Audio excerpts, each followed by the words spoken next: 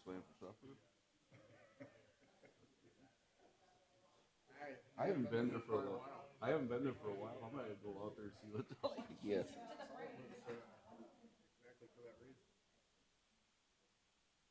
I talked to Marty, so last time he ate there, it wasn't very good. Because that was 2 years ago, and it's gotten worse.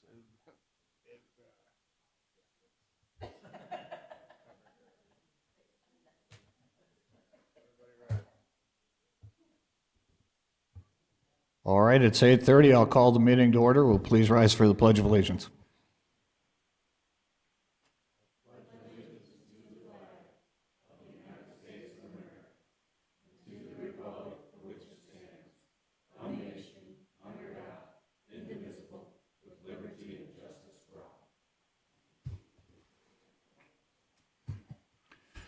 Item 3 on the agenda is an invitation for a citizen to schedule time on the commission agenda for an item not listed. Anyone wanting to speak during this agenda item must sign in prior to the start of the meeting. Any requested action items must be scheduled for a future meeting date. I see that no one's here for that. Item 4 is the approval of the agenda. Do we have any additions, corrections, or changes? We do need to add an exec session at the end, 125-1 for personnel. Any other changes to the agenda? Hearing none, I'll entertain a motion to approve. So moved. Is there a second? Second. Motion made and seconded. Any comments on the agenda is moved? Any comments? Hearing none, all those in favor of the agenda say aye. Aye. Opposed, nay. Motion carries. Item 5 is the consent agenda. We have approval of the minutes, approval of travel requests, approval of personnel action notices, approval of cellular authorizations, approval of the human services report. And that should be all of them. Is there a motion to approve? So moved. Is there a second? Second. Motion made and seconded. Any comments on the consent agenda? Any comments? Hearing none, we'll call the roll. Pierce. Aye. Boersma. Aye. Krogman. Aye. Jensen. Aye. Bartley. Aye. Motion carries. Under routine business, we have approval of the claims, and we have an adjustment to the claims. Go ahead, Stacy, tell us what that is. Handed out, there are some changes. I handed them out this morning and they were highlighted. Okay, is there a motion to approve claims, Department of Revenue claims? So moved. Is there a Second. motion been made and seconded. Any comments on the claims? Any comments? Aye. Krogman. Aye. Jensen. Aye. Pierce. Aye. Bartley. Aye. Motion carries. Thank you. Let's go into department head reports.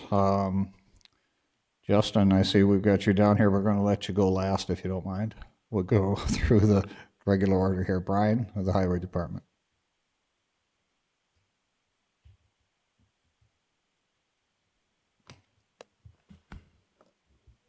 Well, we're getting into the full swing of the construction season.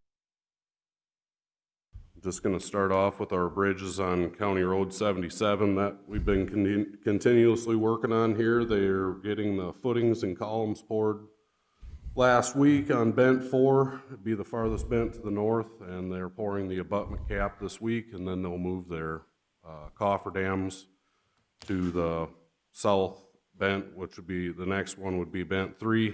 They'll continue to work south, so we're looking at 5 to 6 weeks to get those completed, and then they'll be out of the main river channel. So that's what we're looking at right there. Our asphalt project started yesterday. We began milling on County Road 6 between County Road 77 and County Road 7. And we're looking at starting to pave tomorrow. And that first milestone has a 14-day window, but we're looking at being done well before that and moving on to County Road 4 with the milling, and then that'll be followed with the paving, and then on to County Road 8. Much of the same, and should be moving quite along, or quite well with the weather we're looking at. June 1st to current, crews are working on culverts continuously with the nice weather, and then we're following that up with the asphalt patching. Like I mentioned last meeting, we've got 2 mowers out running, so if you guys are getting any calls and complaints about the grass being pretty tall along the roadways, we are out addressing that. And then our gravels that are finally healing up with the nice weather, we're getting out and fixing the soft spots and bringing out gravel where we need. And then if you guys did look at the claims, we did get our portion of our gravel crushed on the east side of the county, and Sturzinger Construction crushed that for us through our bid process, and that was one of our claims of $130,000 was one of the big ones. And then the other one was our culvert work, which is just a tick over 40. We bought a lot of culverts this year, and we're addressing that before we're overlaying or chip sealing. So that's why you see those 2 big claims there. And the bridges, there was a bridge damaged last week, and we had to close the road on 219th Street south of Aurora between 476 and 477 Avenue. That was on June 10th, and Township hired motor grader, caught the bridge end and destroyed that. And we got out and fixed that on June 11th, and it was open by 10:30 that morning. And I know you guys have been keeping an eye on that stretch along the Sioux River, north of the golf course out there on County Road 19. We did get all them bridge ends patched where we had the scouring issues, and we were continuing to monitor those roadway that are sloughing off, and we're repairing that with some oversized rock, and we'll come back and cover it with some black dirt so we can get some vegetation established. And then this last week's been quite busy, or last couple weeks been quite busy. We're finally looking at being back to full staff, aside for one actively deployed employee with the National Guard. And then been working with the weed department as the wind's been blowing. They've been able to help us out when we need them, to keep them in some of our trucks, as we've been short employees, but they've been helping out, so I want to thank them for that. And then finally, I've been working pretty closely with Stacy and Vicky in regards to our 2021 through 2025 5-year plan and preliminary budget. Okay. Any questions for Brian? Commissioner Pierce, welcome back. Thank you. So on our work plan, it says that the river completion date is August 15th of 2020. Are we going to meet that, or? We're going to be close. That's why I've been trying to keep you guys updated on the progress we've been made down there. It's going to be really close. It's all going to depend on the weather right now, but the river is as low as it's been in the last 2 years. So, I mean, when the river's above flood stage, they couldn't work. And then the other question I had for you is on that bridge on 219, you said that was a township grader that caught it? Yep, it was a township grader that caught it, hired by the township, and I've been working with the township, and they're gonna recoup the cost to us, so. So is that going to insurance then, or? No, it's not enough damage to do that, but it was enough damage to close it. Essentially what happened was it's a steel deck, and they caught the end of the steel deck because the gravel got washed off last year, and they're adding gravel, but they got into the deck. But not a big enough deal that it'll go to insurance. Thanks. Correct. Thank you. Any other questions for Brian? Thank you, Brian. Vicki will have your report next. And we'll go over your be it noted items too.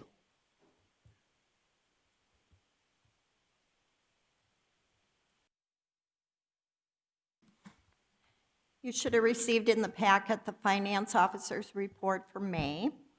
And just to kind of give you an update from the office too, we continue to be busy, still a lot of title transfers. Still quite a few lines, but our motor V system is slow. It's not our fault, it's a state. I think there's so many people that are opening up enough offices that people are using motor vehicle through the state website all the time, so it's been slow. But we continue to be busy and working on getting budgets ready for Thursday and just doing our normal work. And to kind of go over the finance officer's report for the general fund cash surplus, we're at 40.74%, which is right in line with what we have been in the last few years. So we're in good shape there. And the motor V is up this month just because of all the title transfers and that type of thing. And also I put in there the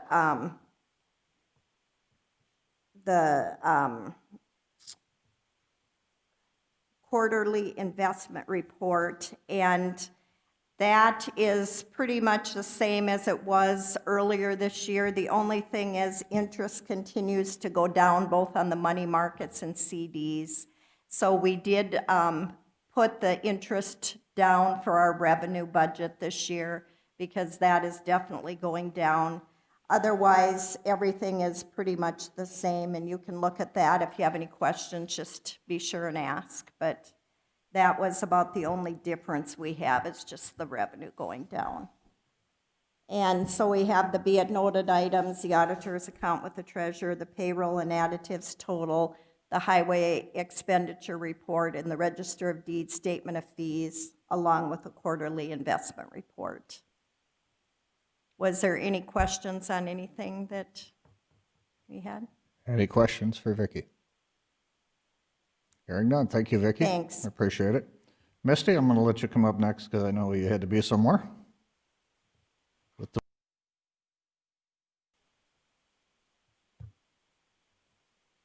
Good morning. Morning. I just wanted to give you a quick update. I know you guys know it's windy out there, 15 miles an hour. So it gives us a small window to get our job done. In these last 10 days, I'd say we sprayed 4. We had 4 good spraying days, and that's give or take. I have my guys out currently, well, not today, but usually we're out with machetes, weed eaters, chopping weeds down in the right-of-ways. So that's the only thing we can really do. Besides, also, we're gonna start weed eating the overpasses, bridges, so that way come time for snow, that snow will just go right on through instead of build up and make more of an issue for highway. So yeah, that's what we're doing today. I did, all week actually, and when we can, I give the guys, the 2 half and half guys to highway department so they can fill up their contracts. I don't mind helping them out. We can help out wherever. We've got about, with the DOT now, we've got about a quarter of the DOT done. We waited on the contract for so long from them. I called, and we finally received it June 1st, or excuse me, middle of May, end of May.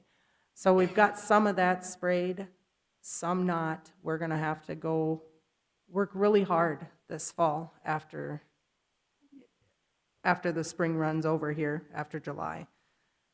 County roads, same thing. We've got about a quarter of them sprayed. I want to say we also have 3 townships sprayed out of, I believe, 13. I think we have 13 townships that signed up with Brookings County Weed and Pest. There again, that's because of the wind. Just kind of wanted to give you a heads up there, and we're doing what we can out there. Any questions? Any questions? All right, thank you. We appreciate your cooperation with the highway department. Dakota spray when it's windy. Welcome to South Dakota. Marty, sheriff's report, please.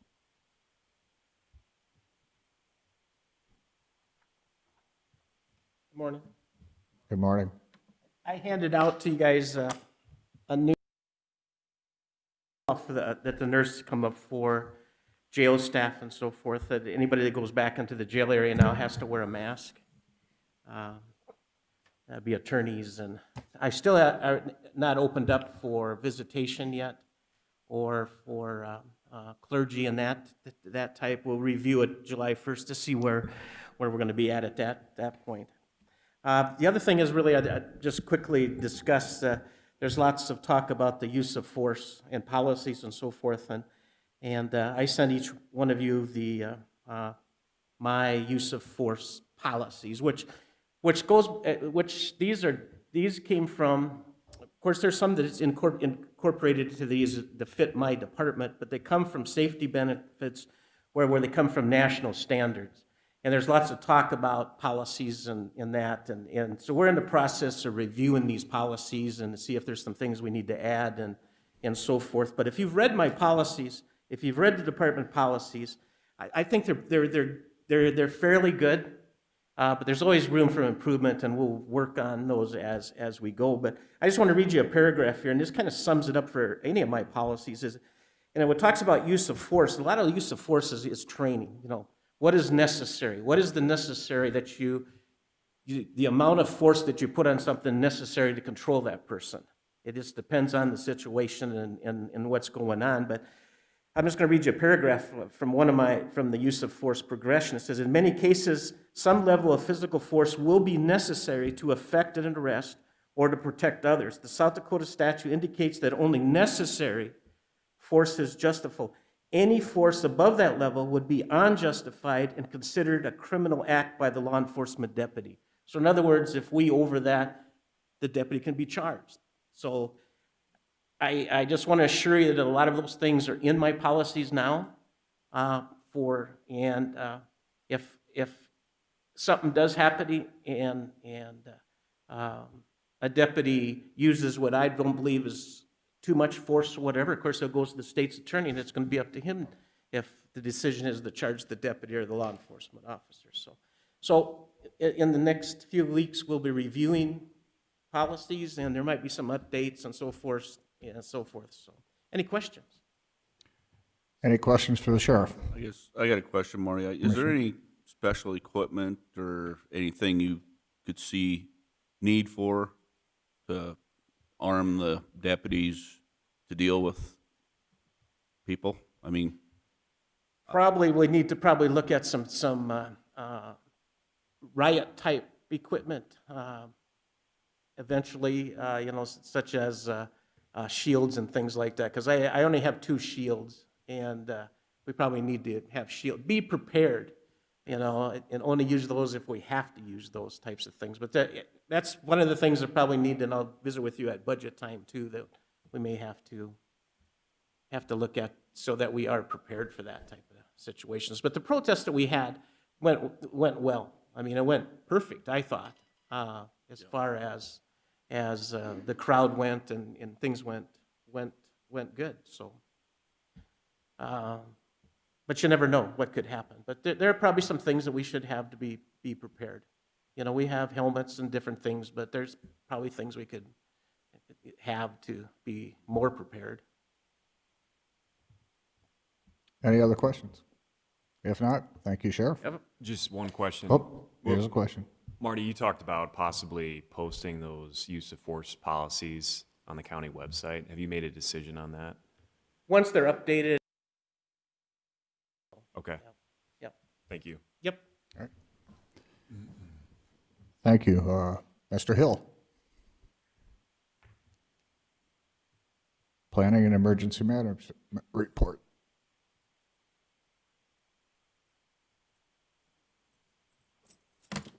Good morning.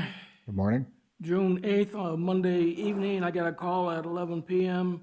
from the 911 center. They was getting extremely nervous. We had severe storms starting to pop. They started popping about 4 o'clock in Nebraska. Tornado warnings all the way up to the line. When Kingsbury County went into a tornado warning, they called me, and I came in the office and monitored it. I contacted the National Weather Service in Sioux Falls, and it was tracking north out of our county. And by the time I got a hold of the Weather Service, it was starting to lose a little bit of its steam. I kept my liaison informed of the events that evening. June 10th, we had the community COVID-19 conference call, and everything's focusing on reopening safely. A new subcommittee was formed through like the Economic Development Corporation. It's called Health and Safety Task Force. They plan on meeting Wednesday after our main thing, and there it's just, the main thing they're talking about is messaging is the key solution. So you'll hear more about that as do some emergency management type exercising on worst case scenarios, and we'll keep you informed as we move along on that particular situation. June 10th, we had interchange floodplain analysis on the new proposed interchange meeting. We had FEMA, the city of Brookings had their floodplain administrator. I was at the meeting. Richard's also floodplain administrator trained, so he was there. A couple of people from FEMA and the engineers from Banner's Associate. The biggest thing that I noticed we're going to have to keep an eye on, especially as a county commission, is the interchange cuts the city. Half of it's in the city limits and the other half's in the county. Well, on the county side, when you start looking at the floodplain and what's known as the base flood elevation, or how high the water typically goes in a 100-year flood and things like that, they actually started mentioning a 50-foot box culvert. And I brought up the question, well, have the highway engineers taken a close look at this yet? And it sounds like, you know, it's one thing for a flood, my job is to give a floodplain administrator's permit. And that is basically to give a permit to a certified professional engineer and let them do their job. I can't tell a professional engineer how to do his job because he's fully trained and tested by the state of South Dakota. But I feel as a county, we need to keep an eye on that. And if we don't agree with putting a 50-foot box culvert in on the east side of the proposed interchange, then right now it's back in development stage. The city had some reservations also about putting basically a 50-foot box culvert would be a structure. So just to keep we're looking at it now. It's back to the engineers to do some more development, and Banner's Engineering is doing a study on it, so we should hear something in the future. Thursday, we had a Ppcc Pod Meeting. A new chairperson was selected. We do plan on having a large exercise later this year. We postponed planning for that exercise until August. We want to get some of the COVID-19 situation calmed down a little bit. It doesn't take a real long time to prepare this type of exercise. South Dakota Office of Emergency Management is starting to have classes again. I had a travel request in the file. This is required by the local emergency management planning grant that we get from FEMA. Requires both me and Richard to attend at least one training session per year. So I put a travel request in, and we'll try to find a class that will fit Richard. We do plan on starting to update our local emergency operations plan in the near future. You'll probably see that sometime in August, maybe late July. And Friday, I took our emergency management radio down to Vantech to have them. We're getting a new radio for the office, and they needed our frequencies, so I was in Sioux Falls and swung by and dropped off the radio frequencies to them. Any questions? Any questions, Commissioner Pierce? I have two questions, Bob. The 50-foot box culvert on the east side, did they say where are we talking about? Where would that be if we went that route? Yes, ma'am, that would be where the LG Everest pit is. There's a cut right now coming from the north on the LG Everest pit, and it looked like it was about 50 to 100 feet to the east of that. Would that culvert run east and west or north and south? How would it, Well, the water would run, the cover would be oriented east-west. Okay, all right. And then, And like I said, that was only the engineer preliminary stuff. There's Yep. still- one of the hypotheticals. And then the other question is, could you just update us a little bit what's going on with census? I've been seeing some of those emails coming through, and I understand we had a replacement person that took Jacob, did I say his name right, place, and what's going on with that? There, right now, statewide, I want to say we're probably top 12. And the last information that I've got is in August, they're going to start putting the people on the ground. They are looking to hire people at this time. If you know anyone that wants a job, Census Bureau would be more than happy to hire you for the rest of the summer. But right now, it's just there's been a lot of push in the city of Brookings area to get the census. I think we're just spinning wheels right now. It looks like the city of Brookings is actually losing in the count. Their numbers other communities keep advancing above us for some reason. And When you say other communities, are you talking about our small towns in Brookings County? no, I'm talking statewide. Okay. And, Communities. and you indicated last time we talked that you were going to do a reach out to the small towns. Anything happen with that? Well, we talked to each one of the city clerks and just, guess I haven't had meetings with each individual. The last meeting I had was in Sinai. Last 2 weeks ago on Monday, I went to Sinai, and of course, I always push the census on all of those. And I've pushed those on all the communities I visited. So other than that, giving out the flyers, asking them if they've got a mailing for such as utilities. We've asked the city to go ahead, and at least one city contacted me for a smaller brochure to put into a mailing, so. Are you concerned about our percentage rate? You know, with the COVID-19 hitting us, not yet. Not until the students get back. Typically, the census cutoff, you know, they threaten that it's going to be whatever happened on April 1st.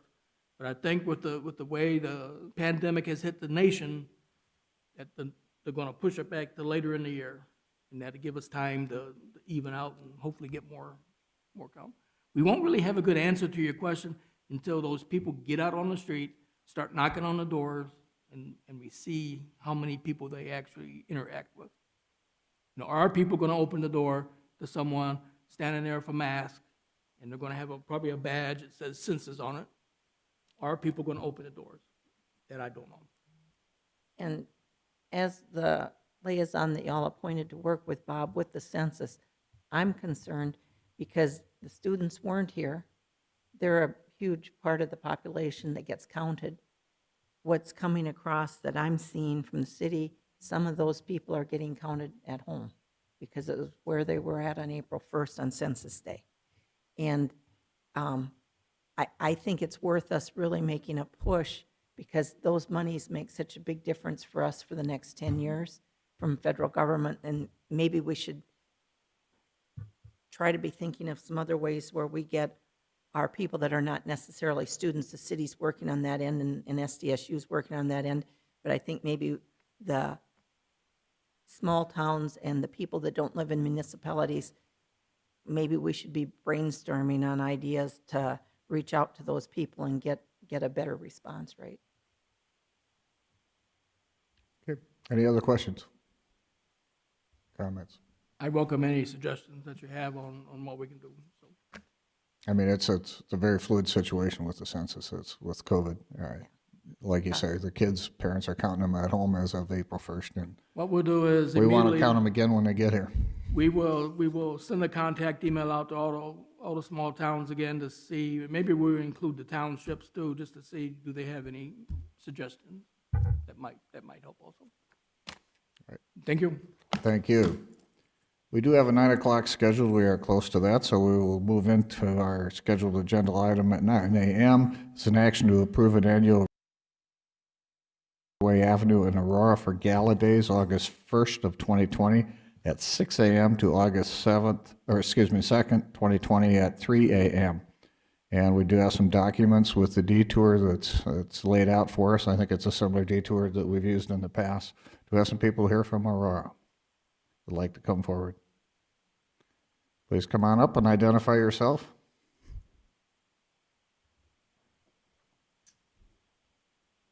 Good morning. Pat Tingle. I'm the AEC chairman that puts on Gala.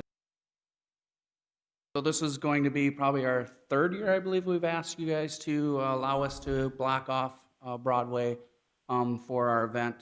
If you see on the map there, it is actually only going to be from Pine to Rasmus with the detour going around. We did spread it out last year with that detour that way, allowing semi trucks and stuff easier to go through town. We have checked with Egg First, Valero, and also Navita to make sure that they don't have, semi trucks. They know that that detour is there, so they kind of limit it and scare them off from that area during that day. So every once in a while, we do have a few that get slipped by, but we do have detour signs up to allow them the proper route. So we're just asking the county commissioners again to allow us to do that again this year. And if you guys have any questions for us, or Thank you. Do we have any questions?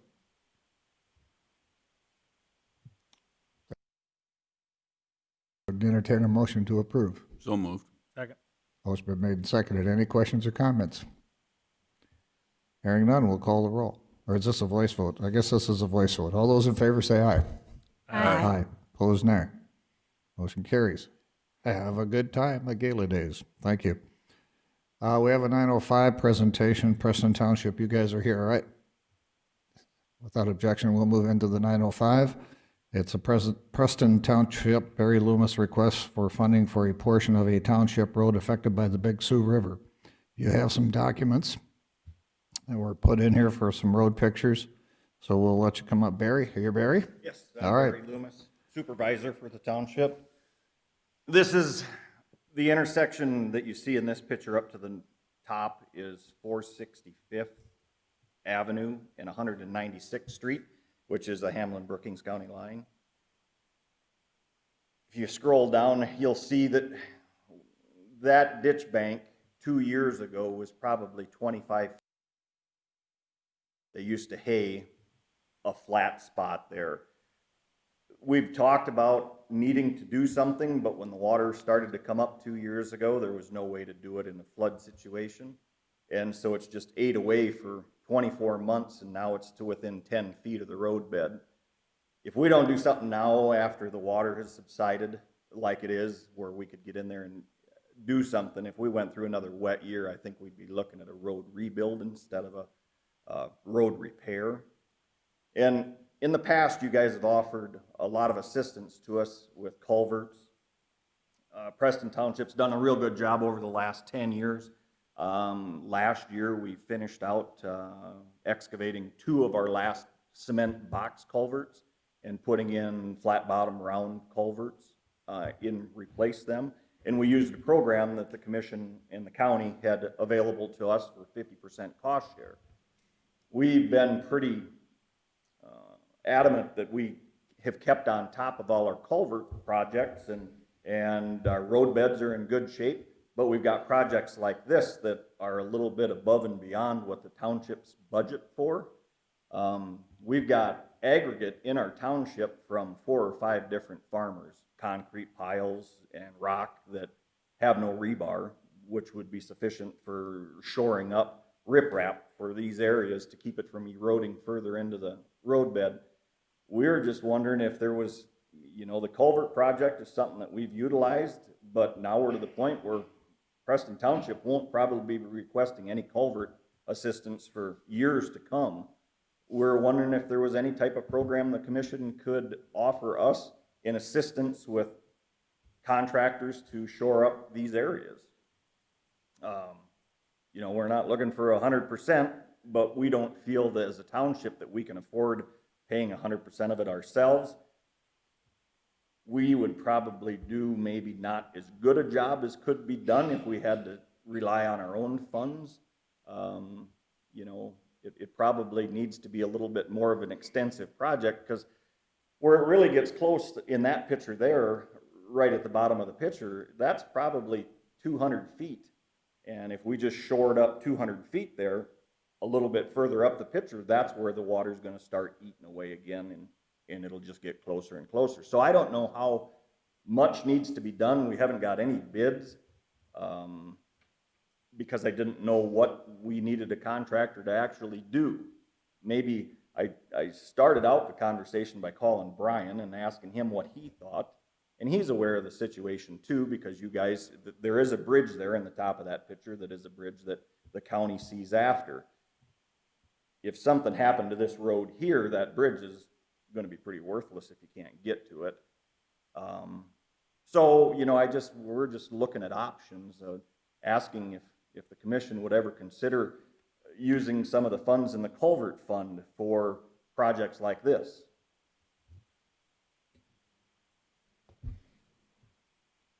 Couldn't pass.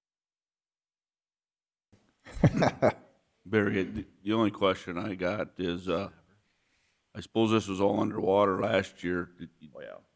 Did FEMA look at this at all, or? No, we didn't use this as a FEMA site at all. And we wouldn't have been able to for that spring project that the March 26th or whatever that 4440 was. And we still haven't settled up with FEMA on that project. As of last week, I was still working with our fourth individual on that project. That's it. I mean, I don't know if it would qualify or not, or. You know, we've got a road that's underwater that doesn't even qualify until the road comes back out of the water, and then they'll look at helping us with that. So that is a site that's gonna be on the books for maybe quite a few years. But no, we never even requested on this because we hadn't spent any money.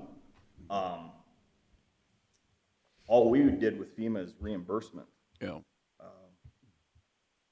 So yeah, I didn't realize that I don't know if we could have said that this all came from that one event, because it actually has been a flooding situation for 2 years. Yeah. Since Poncet's been high, so is this. This is as low as the water's probably been in, Yeah. you know, I don't know if it's 30 months or 24, but it's been quite a while. So a question, is this the main river channel or is this an offshoot of it? This when is it the main floods? river channel. So it has water all the time.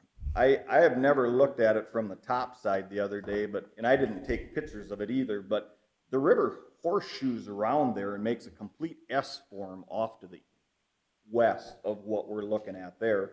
And, you know, some of the local farmers, after the water goes underneath the bridge there on 465th, there's some pasture fence that has disappeared, and they say about 300 foot of riverbank has disappeared just a quarter of a mile downstream from this, and sections of fence are just gone. So must be quite turbulent water when it goes through. But this bridge here is also one of the smallest bridges in the series of bridges on the river. Everything has been replaced. Highway 28 up into Hamlin County by Mickelson Slough, that bridge has been replaced. A mile south of Esteline, the bridge has been replaced. And so this bridge hasn't, but now the bridge a mile south of this on the county oil has been replaced also. So this bridge has been kind of a bottleneck for ice jams and other. I don't actually know how it's actually sustained and is still usable.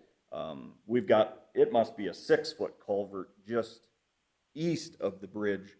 And it's pretty much every spring we've got to do some work to that culvert because it's taking so much water. It's actually got a concrete barrier on the north side of it that's probably 16 feet long and 6 feet tall to keep the water from eroding on each side of the culvert. Brian, have you got any comments, report for us that you looked at it?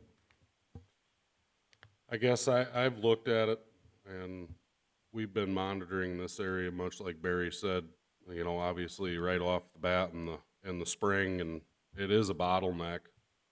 I guess it's the decision to make is, do we do something now or do we do something later, and it's going to be more costly. What would doing something later look like? Are you talking a different bridge? What are we talking Probably about? most likely be relocating a road to start with, which in that acquisition or right of way, I'm not sure how it works with the river channel eating into the road and where the right of way starts and stops at that point. I know we've had some conversations on other areas of the river as it flows. And there doesn't seem to be a whole lot of things you could do about the river flow, which way it goes. So would we have problems here if we start dropping concrete in there? And I mean, years ago, we used to throw car bodies and whatever we could in the river to stop erosion. That's not allowed today. So what is allowed with this situation? Tell me that. What is allowed? Is it riprap? Is it concrete? What is it? Protect public infrastructure. Counties can act in an emergency. We did some of that down south, similar to what I had talked about earlier on our county bridges. That, you know, we threw in riprap to protect our abutments. You know, I can't see this being much of a different scenario. You know, we had our abutments were washing out, and we had to protect our infrastructure. So you know, we're looking at a road. I think we'd have to look at it the same light. It's a maintenance issue. The other thing I haven't heard is any cost estimates. You know, There if- again, I've been kind of laying this on the township as it is their road, and I think that's the direction I think we need to keep going. It's their jurisdiction, it's their road. I think it needs to be on them to come up with the bids. I think what Barry's asking for is, you know, what can they be looking at for assistance? Is from my understanding. Is that right, Barry? Yeah, you know, I didn't go to any contractors because I didn't know how elaborate we wanted to be.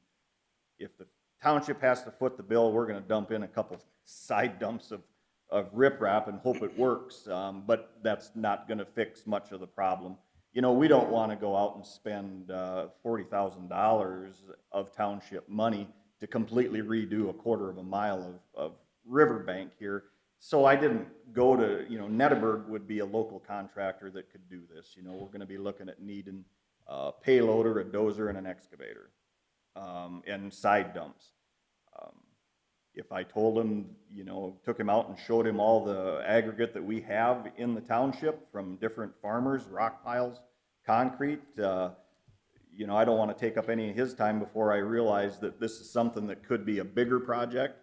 You know, I have no idea. Brian, what would you think? You know, are we talking $20,000? How nice your Well- contractors want to work with you. I mean, I don't know where any of the material's at, you know, and I don't, or is the material being donated, you know, I don't know any of those questions. Well, the material, we've got one farmer that's ended a feedlot, and he's got the aprons that the bunks sat on, and that's only 2 miles away. That's Gary Foster. Clear at the far side of our township, Greg Miller, right by Oakwood Lake State Park, has a huge pile of concrete that they took out of their feed yard 20 years ago. I've got probably 5, 6 side dump loads of gravel and large rock, and that pile used to be bigger, but I give the county the pile about 15 years ago to use for riprap on some of their bridges, and they came in and hauled it out. So, but every year you pick more rock and you get rid of more buildings, you get more, and I've had 4 other individuals in the township that have found out that we were gonna try to do something here, and yeah, they're coming out of the woodwork, I got a pile. So use the big stuff first, and then if we still need more, then we've got other people in the township that do have it. So we're looking at worst case scenario, a 10-mile haul on, you know, 10 side dumps, maybe a 2-mile haul on, and Gary's not sure if there's rebar in it or not. If there's rebar, we can't use it. You know, you can't put that along the banks. But we've got quite a bit of product locally that we don't have to buy. So that's a pretty good cost savings there. It's just gonna be the labor to get the project done is what the cost is gonna be, and the trucking. So, boy, you would think $20,000 would go a long ways on that situation, but if you're running 3 heavy pieces of equipment at 150 an hour, it eats it up pretty quick in an 8-hour day. Are there any requirements for any permits to do this? I haven't checked into it. I was gonna wait for direction from you guys. If it's something we want to pursue, I'll look at it. I know I've gotten permits for this type of work around bridge ends before, so I will check into it if that's the direction the commission wants to go. Yeah, just off the cuff, we do have additional funds available for the culvert projects that we have not spent or haven't had requests for, but we sent out a second request in case people forgot or didn't get their paperwork in, so that should be coming here. I don't know what our deadline is for that. End of July. So between now and then, we'll have those requests and know what funds are left in that pool of money. But I guess I would like to see us get some concrete, no pun intended, estimates on what would work best, from you working with Brian working with the permit process, so that we know exactly what our cost estimates might be, how we would participate, and what your participation would be, if it's 50%, if it's 20%, or whatever it might be. Just give us some concrete numbers, and we'll know more when we get the culvert request back in. Right now, there's money left, and I'm not opposed to using it since we budgeted it. I'm a little concerned that it may open up gravel requests and other things everywhere else, but that is also something that, Well, this yeah, request no, doesn't address that, it just addresses the riprap on the river, and I understand that. If this was just a creek running through somebody's pasture, we wouldn't even attempt, but, you know, being it is the river and we know it's just gonna keep getting worse, that's where I reached out to Brian, and he says, well, about all we can do is start here, and so. Yeah. I will search out some contractors and have some bids available. I didn't wanna use up any of their time and process until we knew which direction we wanted to go, so. Like I said, and this is just a personal opinion, I would certainly consider it. Yep. If we have funds left in the bridge, culvert. Well, it wouldn't be materials, basically gonna be equipment costs. Yep. No, nobody is wanting anything for their concrete that they have piled up. So they'd like to get rid of it. This would be a good spot in our township where we can use it. Any other thoughts or questions from commissioners? I guess I would say that I think it's really important for us to consider this as a protection of our infrastructure as well. So things that are on the main river channel that are leading up to or coming out of a piece of infrastructure that we have, there's nothing worse than a road or bridge washout in terms of emergency repair situations. And so making sure that that's protected is important. The other thing is, I think as we go into budgeting for next year, if we're seeing a decrease in the number of requests for culvert projects and an increase in a number of requests related to the river channel or roadways along the river channel or its tributaries, gravel washouts as a result of flooding, we should be considering some of those township support opportunities in the next budget cycle as well. I know in the past, I think probably some of your concrete was used on this bridge when we had the head wall washed out before. I mean, the county basically provided the hauling of the concrete. I don't know if that'd be a possibility, Brian, if a couple trucks, but I know you'll have to get an excavator. We do have with our, annual bids, we do have contractors, in place, on a per hourly basis. And I almost think that might be a direction that we would want to go here. We don't know how deep it is and No, I didn't get too close either, because I didn't want to find out that there was, undermined. and those are set up for emergencies similar to this. Yep.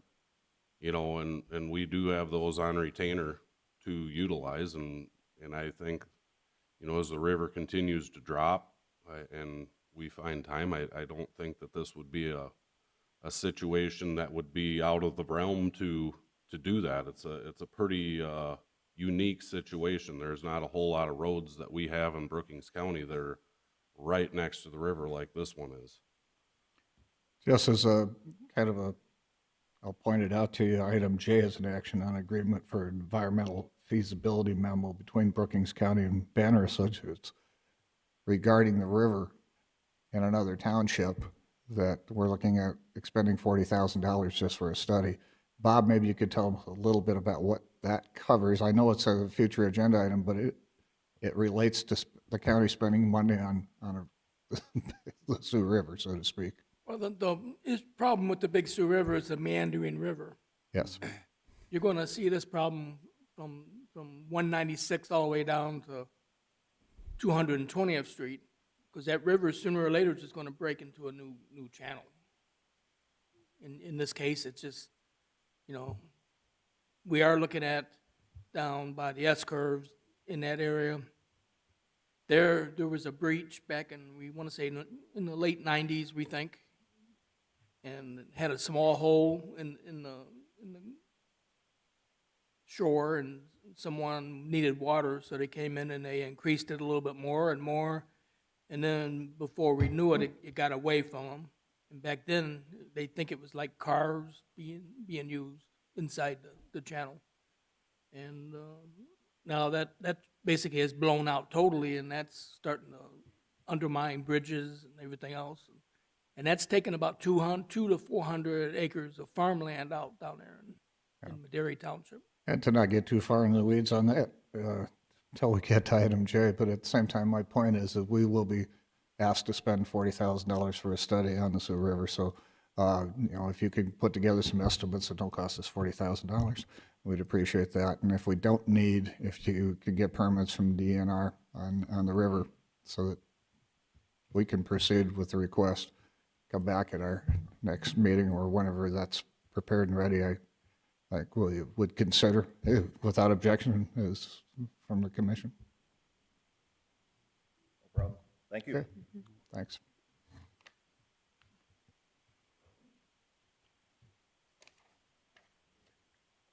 Regular business.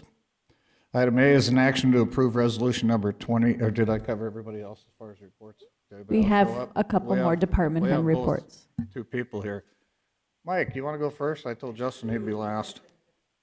I just wanted to, let me get up here. Good morning. Just wanted to update you on a couple things.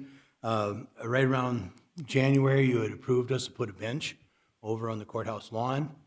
We do have the stuff ready for that. It'll be placed right next to the other memorial, and they'll put it on a 4x2 slab of concrete that they will dig in, level it out. Will not affect the mowing except for cutting down for that small area mowing. But otherwise, it butts up against the sidewalk and the other part there. So I think that'll be a good addition, and it'll help add to that particular area. The VA side of things has been picking up quite a bit. We got about 25% increase in the number of people coming in and looking for VA benefits. And a lot of it's dealing with assisted living, which right now the VA is been making it more and more difficult to follow all the things that they're asking for. But we're still has put a delay of probably about 3 to 6 months on any process that's being done. As far as like on the welfare side of it, with the reduction of people being out and things being closed down, especially the bars, we have seen our request for medical assistance went quite a ways down.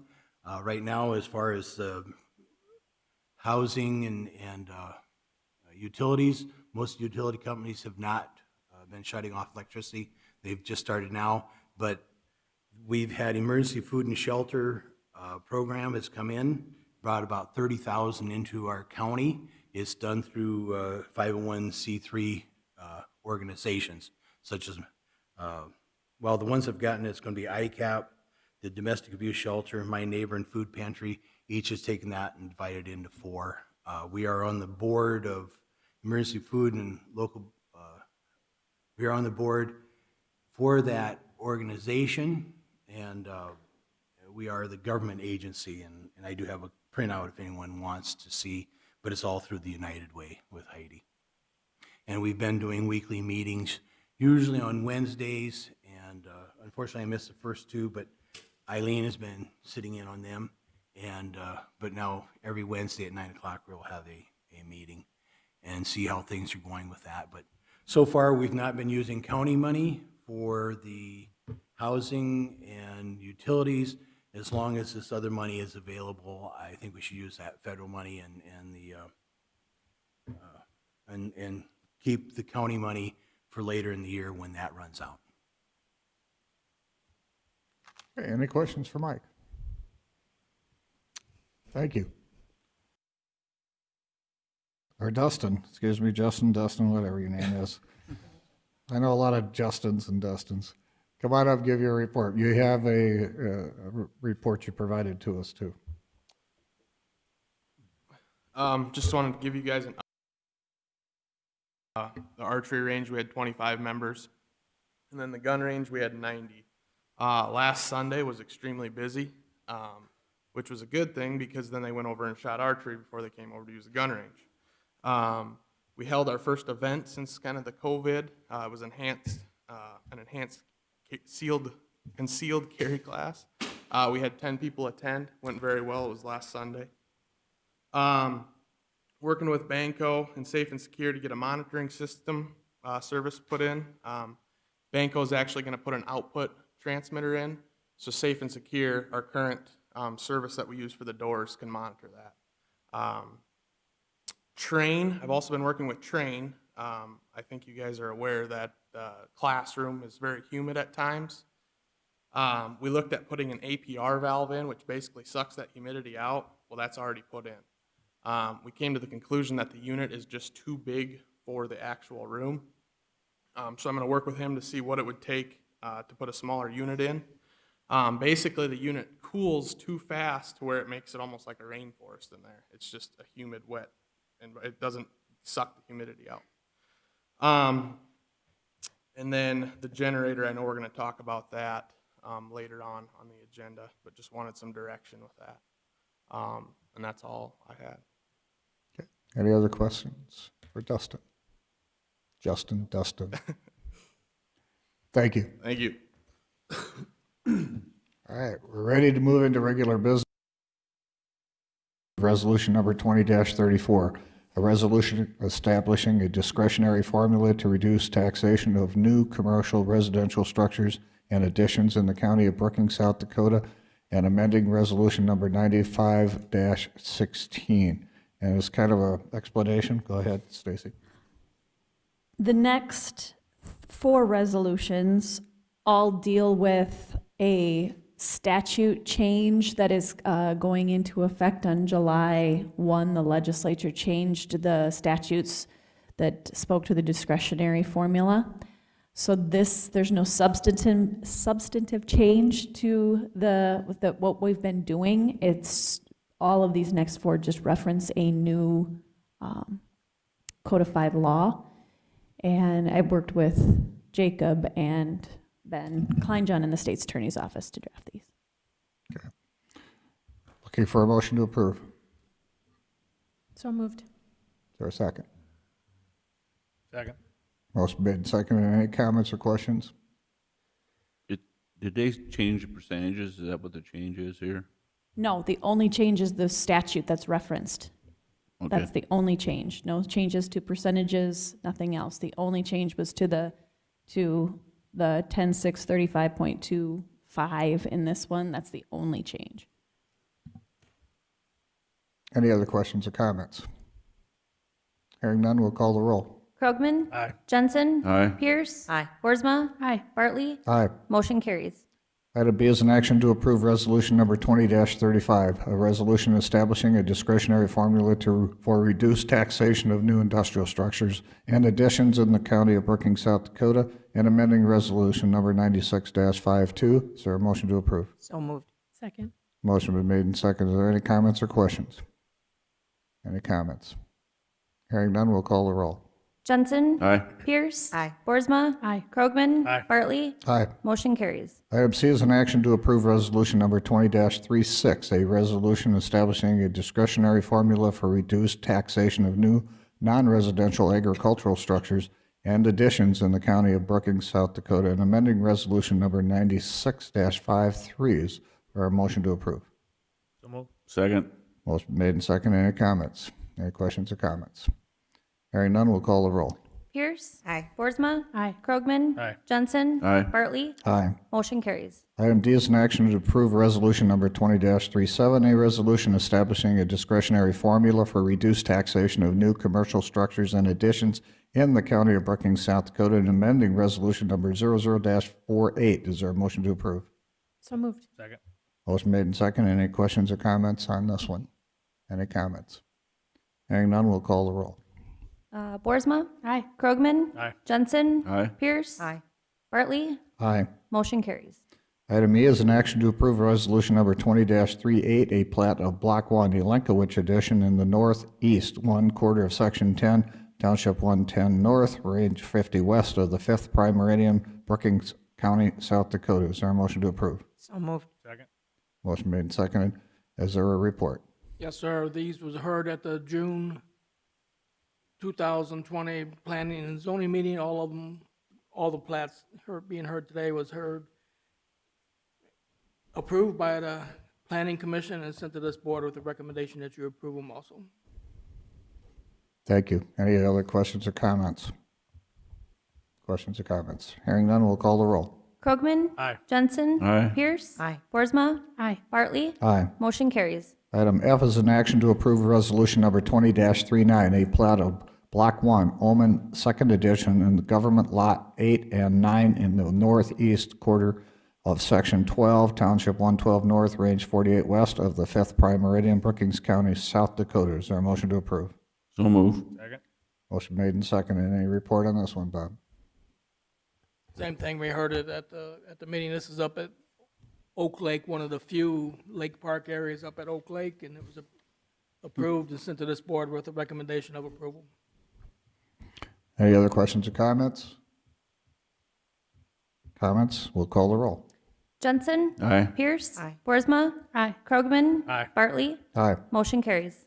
Item G is an action to approve resolution number 20-40, a plat of Block 1, Intermule Miser Addition in the southeast quarter of Section 12, Township 110 North, Range 51 West of the 5th Prime Meridian, Brookings County, South Dakota, and Block 2, Intermule Miser Addition in the northeast quarter of Section 13, Township 110 North, Range 51 West of the 5th Prime Meridian, Brookings County, South Dakota. Is there a motion to approve? So moved.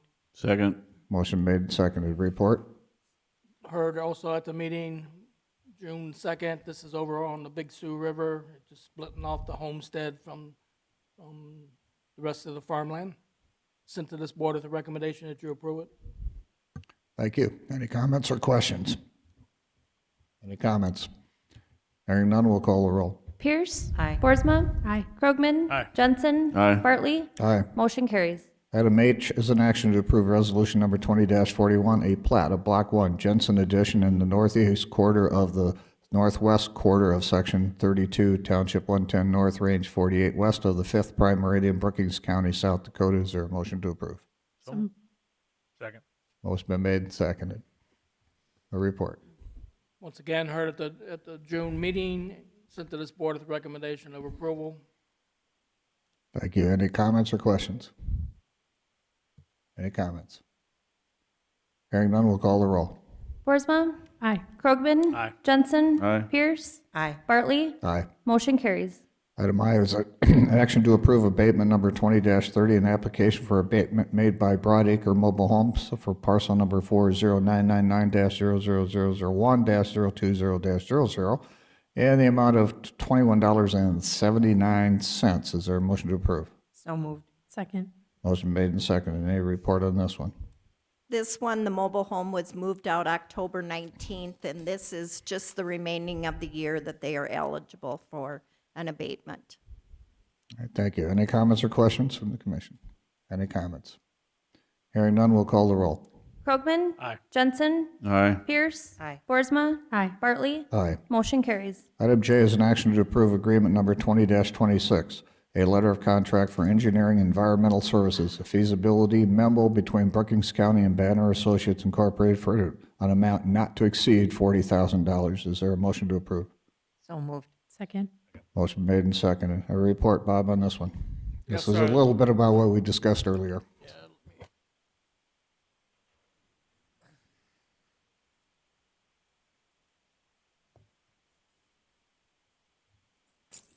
As you can see up on the map, this area is the Big Sioux River, known as Madera Township. We've got a old Big Sioux River Bridge there, which is says County Bridge right there, and we got two county bridges side by side, and up there it says breach location. The area where the breach location is, they think in late 80s, early 90s, we had a dry spell, and they needed more water through that western side. So somehow, story is that there was a car thrown out there, and that produced water to flow to the west. And then it just kept going on over the years and over the years. And I started in the drainage side, and 2003, probably 2005 was the first time the county highway superintendent contacted me, and he said that county bridge up on the far left with the circle had like a 30-foot hole in it that they had to go in and do some filling because all that water is coming down away from the channel instead of the main channel. So since 2005, and then in 2011, the Madera Township people, they came in talking to the county commission, and there was a massive amount of farmland underwater, approximately, I want to say 400 acres was underwater downstream, and they wanted to know if there was anything that could be done. So we contacted the Corps of Engineers and Natural Conservation Resource Service. They came out, we looked at it where it says the breach location, had a meeting out there. And since 2011, we've been working with NRCS trying to get permission to do some kind of repair to this area. It's not a structure. Up there where it says breach location, it's not an actual structure.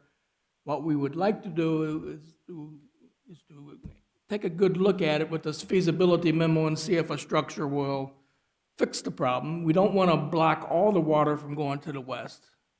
What we want to do is minimize the amount of water going to the west. Because what happens is when we get high water season, it's extremely hard to know. Majority of the time, the majority of the flow goes to the west through that first county bridge that you see there, which was not designed for that much water to go through. The bridge to the right, that was your main Big Sioux River Bridge. It was designed, I don't know how many years ago, to take the main flow. So depending upon the type of season, East Dakota Water Development District has been monitoring that, and they said that the majority of the flow of the river was going to the west. So, and then within the last 2 years, we've had severe damage down on that, where you see down at the bottom part where it says County Bridge, and then that whole road going to the golf course has started being undermined. And this doesn't include the township roads, which are taking severe damage to the south of this, and it's out of this image right now.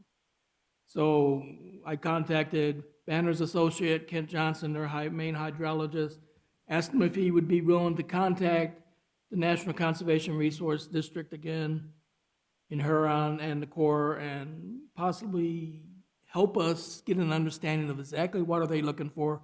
We need to know what we can do and what we can't do. I mean, the commission you're getting tired of not knowing what to do or what you can do. So where we're at now is, and we had a meeting a month or so ago, I had it with the engineers, a couple county commissioners, East Dakota Water Development District, Banner's associate, and the landowners in that area. And it was determined that a feasibility study would let us know what could be done, because there is some houses in that area. There's at least one mentioned in the plan, Mr. Brehan's home, and there might be some farther downstream that we have to look at. So you've got three main players. You've got the Federal Emergency Management Agency, for any residences that could be damaged. You've got the Corps of Engineers, which is at Big Sioux River. They control the Big Sioux River. And then you got the Natural Conservation Resource Service, which controls some easements on the property to the south of where this breach is. So Banner's associate has offered a contract up to $40,000 to do a study of the area, contact the main players, and give us back within the time frame mentioned in the study that we could take a look at and possibly formulate a game plan. I mean, there's no guarantee this is going to be the fix-all plan, but it's the only way to start as far as I can see. Any questions? Commissioner Pierce?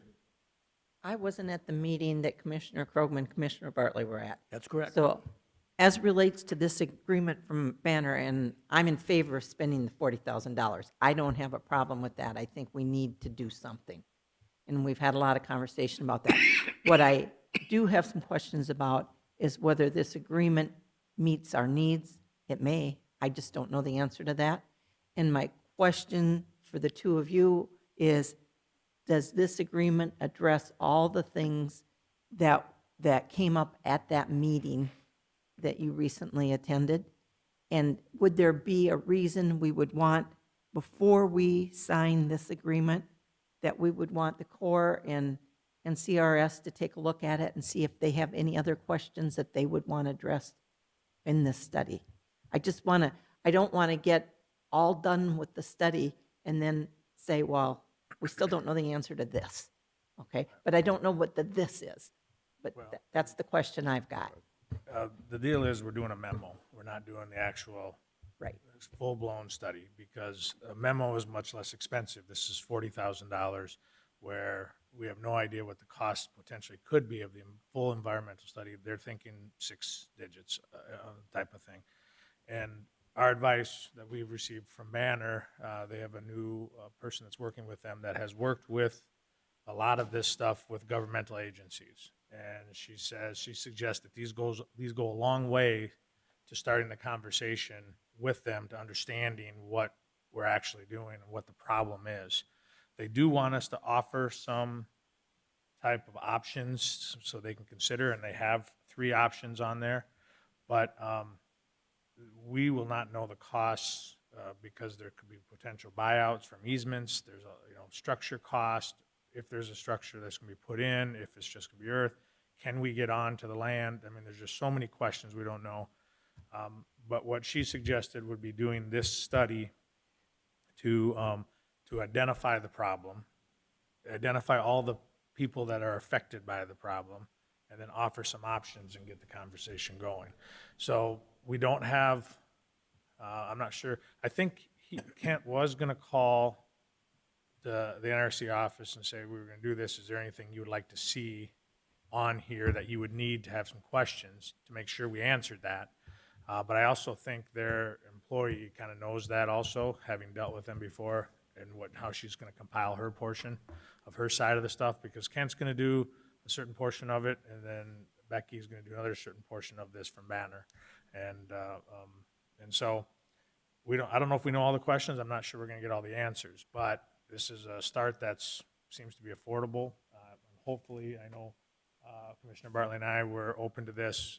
I don't think it's something we can just put on the township to say, hey, even to split with them 50-50, similar to, Preston Township being here going, if we're going to cost $40,000, our townships aren't prepared for that. And I think we hopefully will get a little further, because the landowners have not been able to get anywhere. They really haven't. They've not gotten anything. The NRCS office, they're just kind of pushing them aside, saying, this is only for you. This is only for your good. Well, when you start seeing what it's doing to our roads and the bridges and stuff like that, in my mind, it starts becoming a public safety issue of how the problems that the highway department had to fill in the sides of the roads with gravel, and the bridge that is taking water that it wasn't designed for. And we're also putting $2 million into a new bridge that we would like the water to go under because it's designed for it. So I just think we have a lot of skin in the game now, and I'd hope we'd get started with this and keep going there. And the meeting was very good. I was excited about Banner and Becky, her knowledge of dealing with this type of stuff in governmental aspects of it. So You didn't come out of that meeting with any questions that are not addressed in the agreement? I don't think so. Yeah, and I think the landowners were happy for it too, and I think Madera Township was good and with it. And basically what she says is, I'll get the stuff in there that we need, and Kent will take the numbers, and then we'll get that to them and get that conversation going. The 2 parts that are in there that are our obligation, one is providing the easements and the other one's providing the access. Is that something you're going to handle, Bob?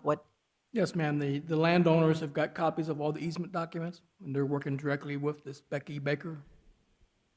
And I'll check with them to make sure, and if they don't have all the documents they need, then yes, by all means, we will go down to the Register of Deeds and obtain the documents that they do need. Those are recorded, and that's going to maybe be the easy part of it, because That's correct. Bev will pull those up, But if the landowners already have copies of them, they can just share them straight with them. It sounded like the landowners had copies Yeah. of theirs already, that the easement's there, and Becky wanted to see those because there's a lot of different types of easements, and depending on when the easements were put in, of what language was put in those easements and stuff like that. And so she with her experience, will be able to read those and put a line of work path for those types of easements. So, just to comment on that, in my work, a lot of times my clients say they have copies of stuff, okay? And they may have some copies, not all copies.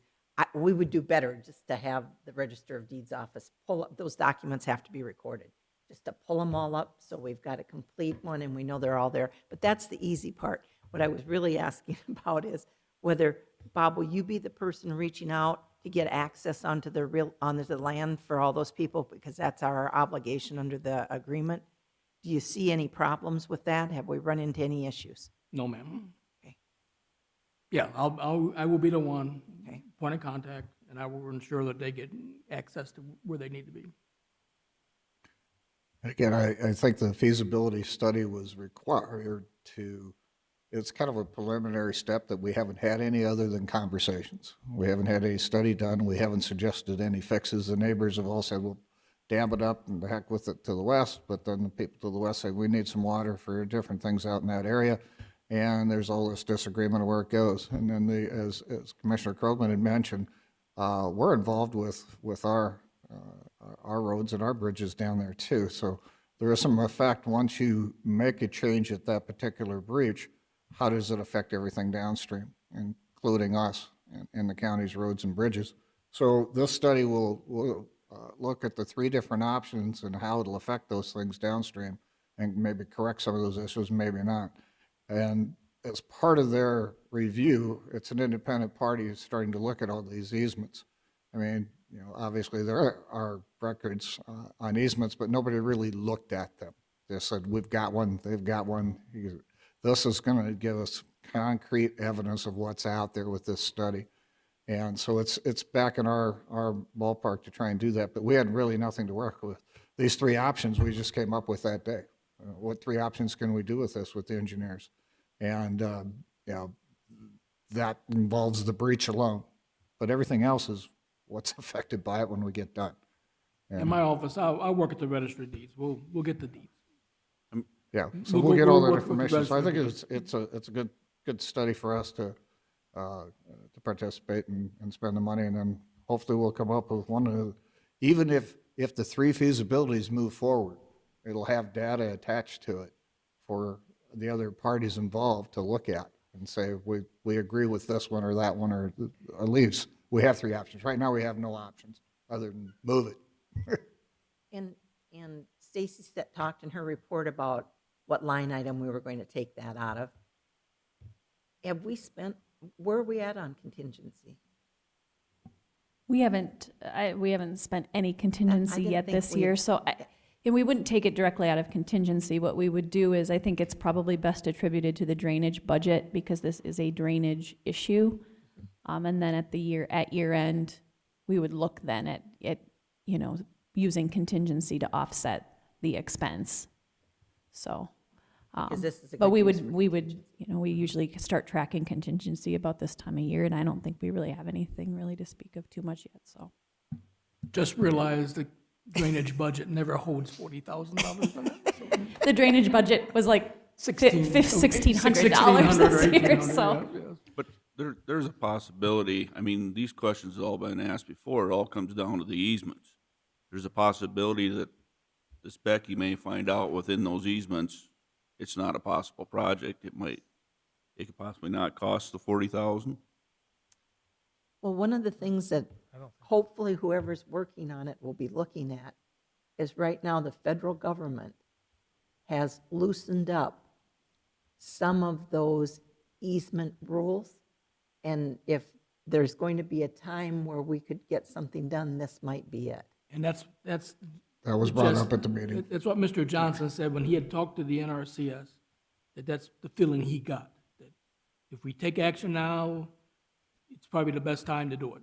If you wait too long, it's just gonna. But it still comes down to if it can be done with those easements in place. But at this time, NRCS in Huron, South Dakota is willing to bring in an easement expert from Washington DC to work with us. In the past, that was Right, They draw the line in Huron, and it's not going anywhere. that's right. But now they have said that they will bring in, I don't know what his title is, but someone from Washington DC to work with us on these mean, particular we- type of easements. We had some stake in the game before with our river bridges. Brian's well aware, I mean, we were all aware of it's a big concern because that bridge to the west eventually is either gonna have to be replaced or repaired, or how much water's going there, so.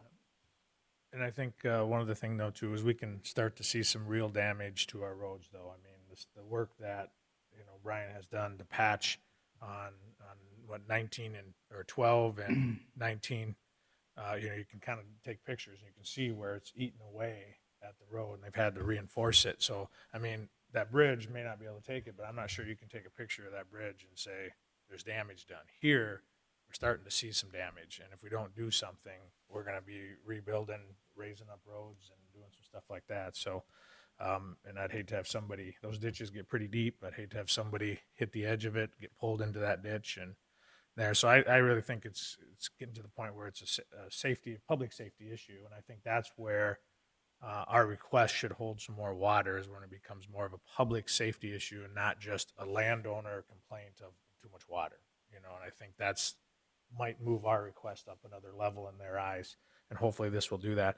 And I think, the first options there of putting that structure isn't to just dam the whole thing up and not take anything.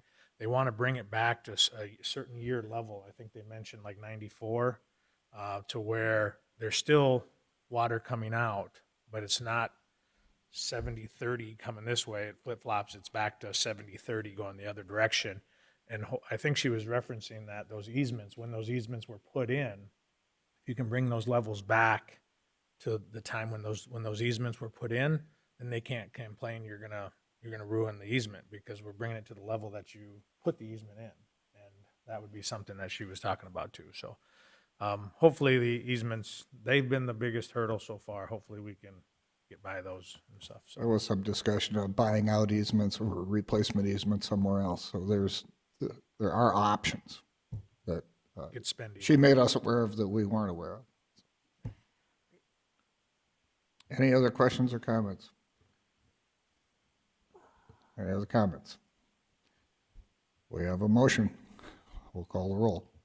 Jensen? Aye. Pierce? Aye. Boersma? Aye. Krogman? Aye. Bartley? Aye. Motion carries. Thank you.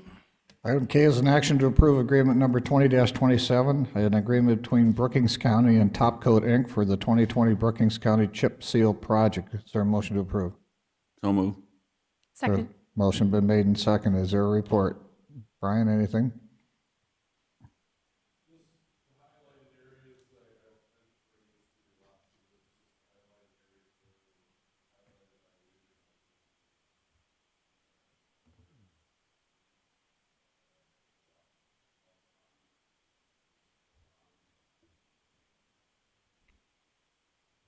Any other questions or comments?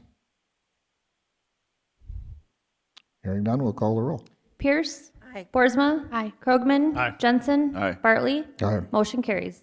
Item L is an action to approve agreement number 20-28, an application for occupancy of right-of-way of county highways made by Double D Gravel in Elkton Township. Is there a motion to approve? So moved. Is there a second? Second. Motion been made and seconded. Any comments or any reports?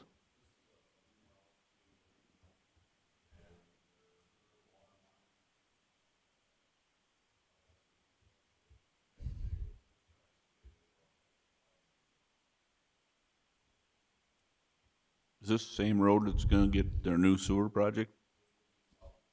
South of it? Okay. Any other questions or comments? Hearing none, all those in favor say aye. Aye. Opposed, nay. Motion carries. Item M is an action to approve agreement number 20-29, an application for occupancy of right-of-way of county highways made by Marvin O. Wrench in Oakwood Township. Is there a motion to approve? So moved. Is there a second? Second. Motion been made and seconded. Any comments? Any reports?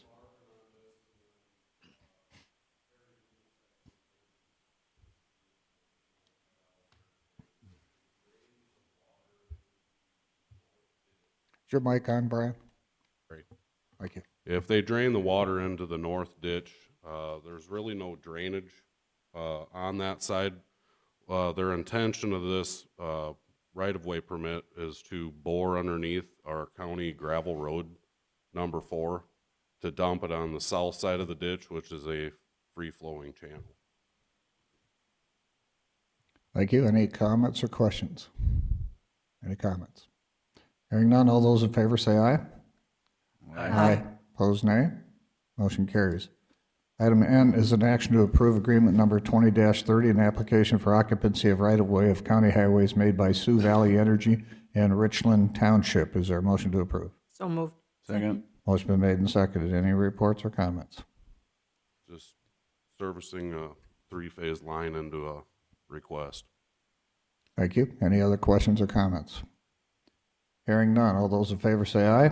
Aye. Opposed, nay. Motion carries. Item O is an action to approve agreement number 20-31, an application for occupancy of right-of-way of county highways made by Victor Construction in Lake Hendricks Township. Is there a motion to approve? So moved. Second. Motion been made and seconded. Is there any comments or? This is a situation where we've had some water over the road the last couple of years, and the landowner was improving his drainage ditch, and we actually worked with this particular contractor to do some work within the right-of-way also, because over time the sediment had filled up our ditch, and we feel this improvement will help from having the water go over the road. It's on our county blacktop 29. Any other questions or comments? Hearing none, all those in favor say aye. Aye. Opposed, nay. Motion carries. Item P is an approval of grant application for culvert replacement. We have some township grant information. We'll take item sub I first, which is an action to approve an application made by Oak Lake Township in the amount of $5,127. Is there a motion to approve? So moved. Is there a second? Motion made and seconded. Any comments? So this was one of 2 applications that we received with the first deadline. That was the end of May. The total project cost is $10,254. 50% the county would match the township money at $5,127. Any questions or comments? Any comments? Just a comment, we did a little bit different this year.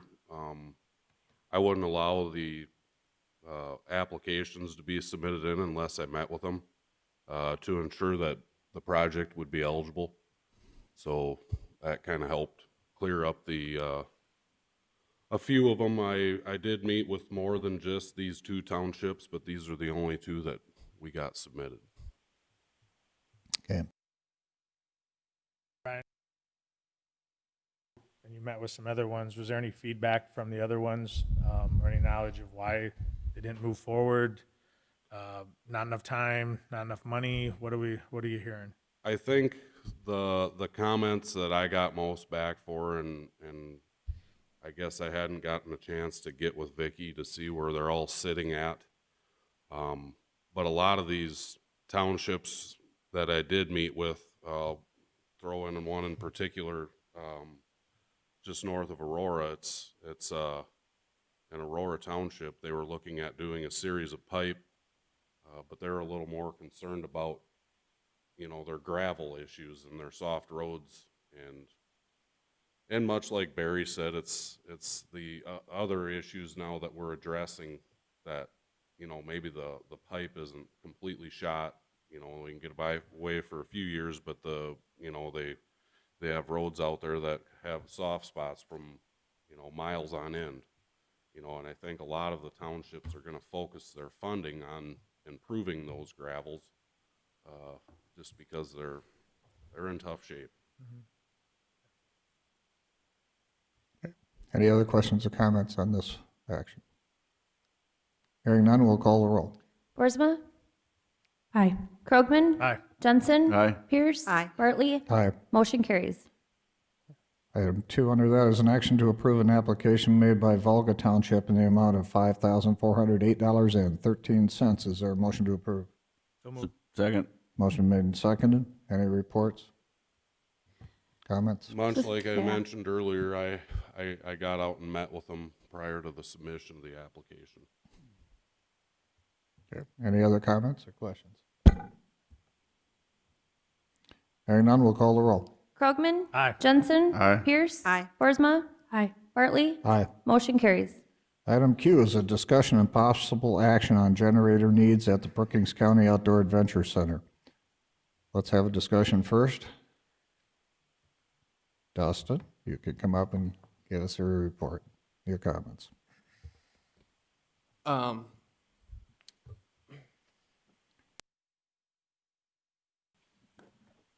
So this was kind of started before I started working out there, but I've been working with Bob and Stacy. And then Bob can chime in whenever he would like. We worked with 2 electricians. We have a generator right now that Bob has that's currently 70 amps. We got a quote that would fit the needs of that 70 amp generator, and then we had a quote, basically they overbid it. So now we're wondering where you guys would want to go from that. Accept the quote that fits our 70 amp generator, or possibly look at getting something permanent like the jail has and like this facility has, or do nothing. I believe we can still use the BCOAC as a Red Cross shelter without the generator, but we'd like some direction on where you guys would like to go from here. And then when we started looking at this, I do have a 20 kilovolt, 70 amp generator. We went down to look at the electrical panels and stuff at the BCOAC. What we initially had wanted to do was to operate the area to the east, which would have the classroom and the restrooms, and then power a bank of lights on the east side. Well, we didn't know at the time that that's 2 separate panels. One electrical circuit for the east side of the building, one for the west side of the building. So my thought is, if you're gonna do it for the building so you could operate 90% of the building. If you go to the 3 amp service and get the larger generator, then you've got a product there that would last 20, 30 years. It would be a permanent type fixture. It looks like a 300 amp generator, which is approximately a 100 kilovolt Caterpillar generator would do it. 300 amp transfer switch that you could power everything except possibly the air exchangers in the gun range. And there's really no reason to be using the gun range if you're using it for everyday operation. What we was looking at is, we've got game fishing parks, they've got an office in there. You've got an office in there for 4-H. You've got Dustin's office, obviously. If you want the generator to operate when power is down and operate as business as usual, then my little 70 amp generator is just not going to work.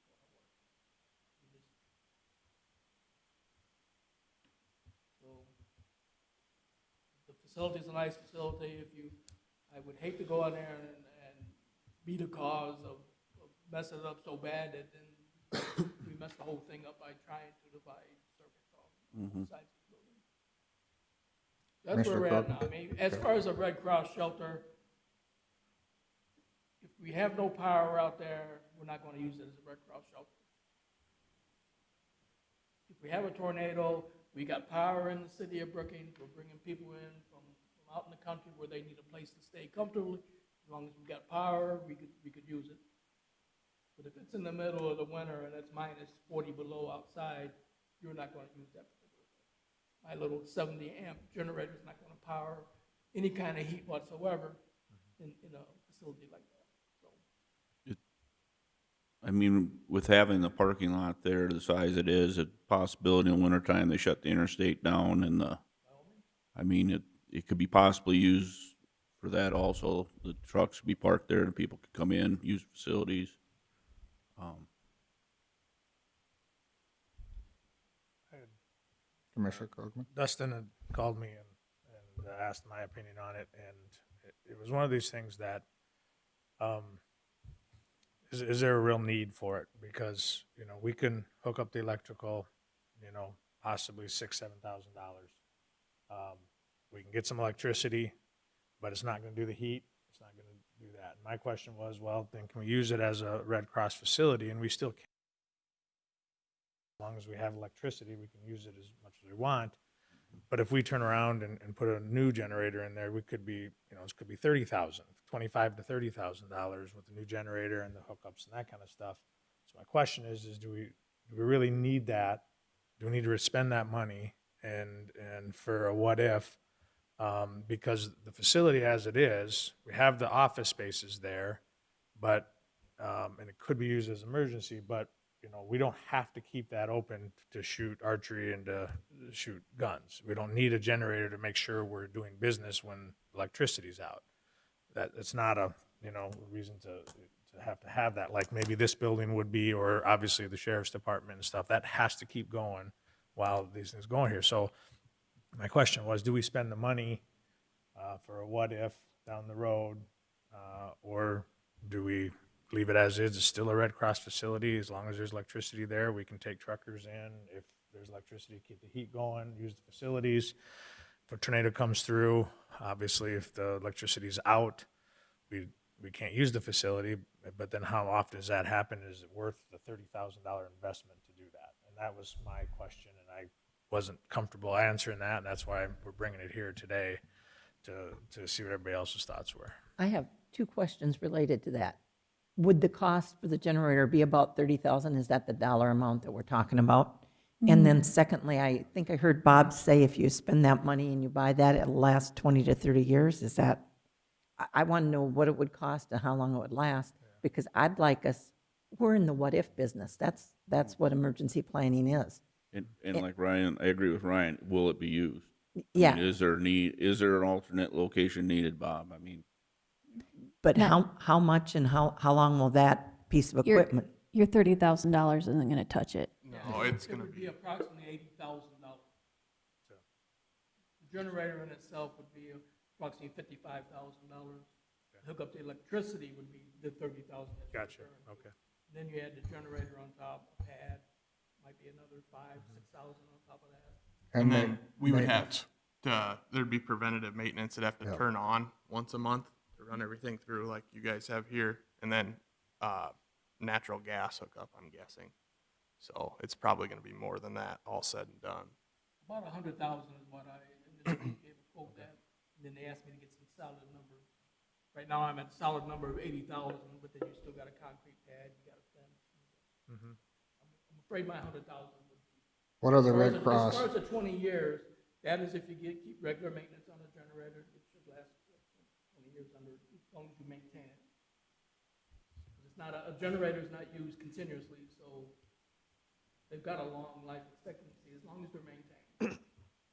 What's our current capacity with Red Cross shelters in the community? What are other facilities? What's our capacity? Are we short? Well, each community's got a location that we can use. Some of them range to being ADA compatible, and some of them are not ADA compatible. And, the Softail Center, it's actually our main Red Cross shelter that we would use, and it doesn't have a generator either. So, then it goes to the churches and things like that, and all the school districts, we absolutely had to, there's agreements with the Red Cross and the school districts. So we have our storm shelter downstairs, which is not a Red Cross, but this one does have electricity backup. It would have electricity, I don't know if it have electricity if we lose power, but that, we can get them in the basement. And this is We are- just a we are- short-term We are actually shelter. working on that. We have to be able to do some work even to get to the basement if we lose power because of a door situation. Yeah, we do have a storm shelter in this building. That's why I came in Monday night, in case we got a tornado warning in Brookings County, I would hit the button and. So what we're looking at right now, as far as Red Cross facilities that have generators in Brookings County, the entire county, no one has it. Okay, so in the city of Brookings, we have the Softail Center, which does not, but certainly has a larger facility. I don't know, Dustin, you're probably more familiar with what would happen out there in the event of a electrical failure. What do you think would happen out there? Would they still be a shelter, I suppose? Or right now, they're a shelter, Yes, but like Bob says, I don't believe they don't have a generator either. and they don't have hookups for a portable generator to be brought in. Not to my knowledge, no. Because we'd looked at a possibility of a portable generator being hooked up to the BCU, AC in an emergency, and that was still $20,000 or $30,000. Is that correct? Just to make it compatible to hook into a, So what we originally started with was we took Bob's generator, presented it to 2 electricians. We got those 2 quotes those range from 7 to 22, yes.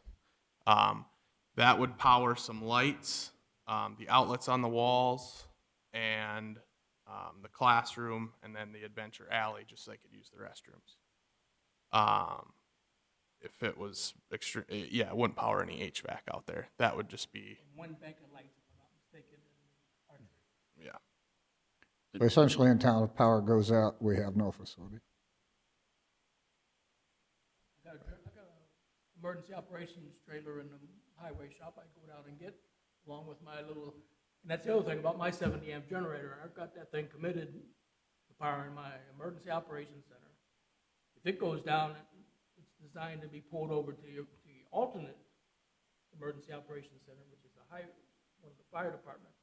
Does have a transfer switch, so we can take the trailer over there and hook it up.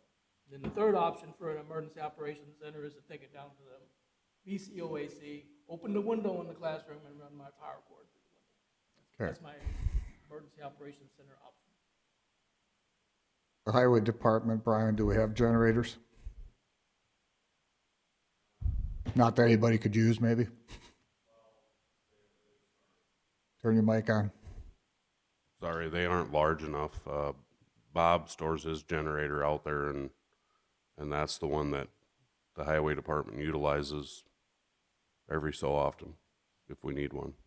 I mean, Brian, To keep the generator running, we let the highway department use it as much as they possibly want, with the understanding if I need to pull it in, they let me bring it back in. because if That's need, to get used.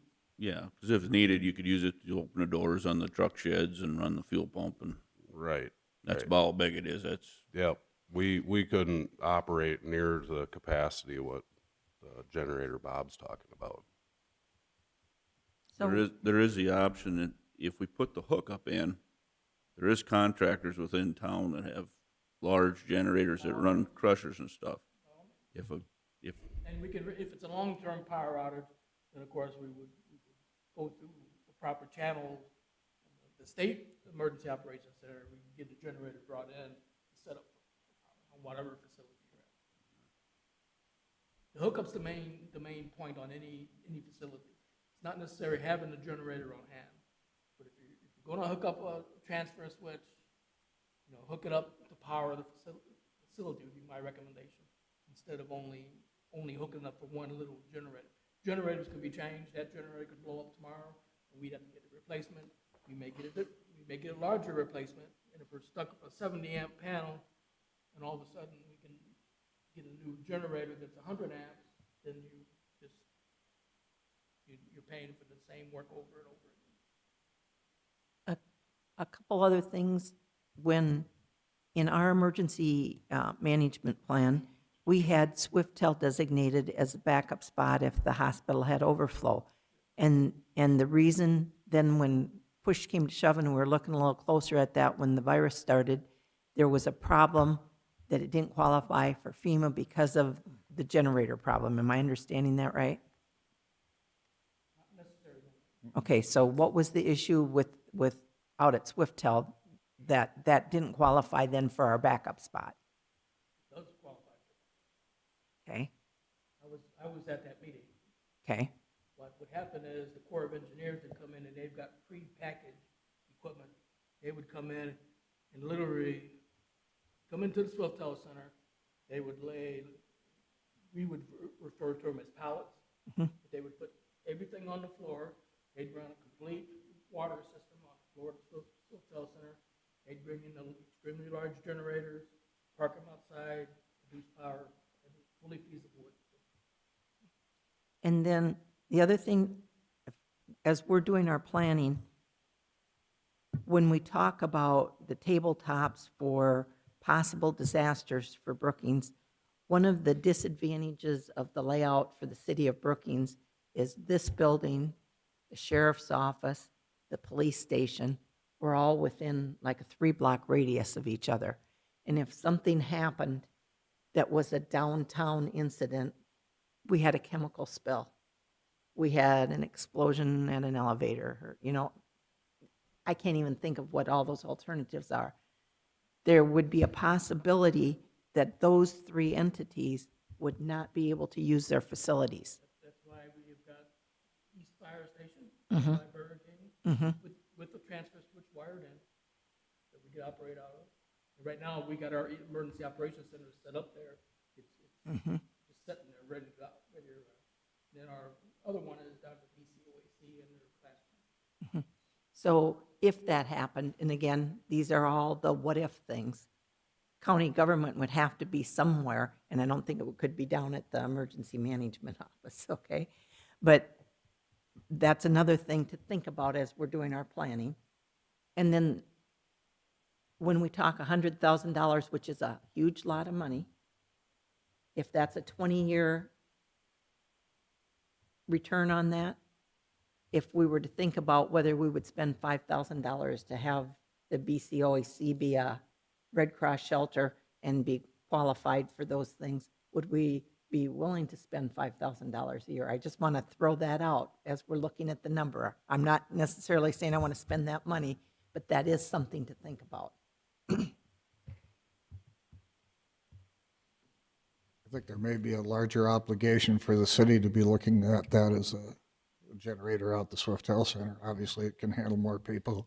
It's better parking, it's better access off the interstate. Everything involved with a Red Cross shelter is the Softail Center is the facility. If there should be a generator for Red Cross purposes, that's where it should be. But that's a city budget item, not ours. Did you say the East Fire Station has the hookup for your generator already? Is your generator big enough to run that facility? Big enough to run the part of the facility that we would be running our emergency operations center. Okay. So there's no reason really to upgrade the generator just for that either. Right now, my 70-amp generator is running fine.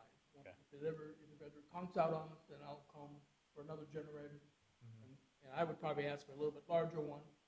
But the generator I've got is actually secondhand. It was a rental unit, probably 10-hand, if you look at it.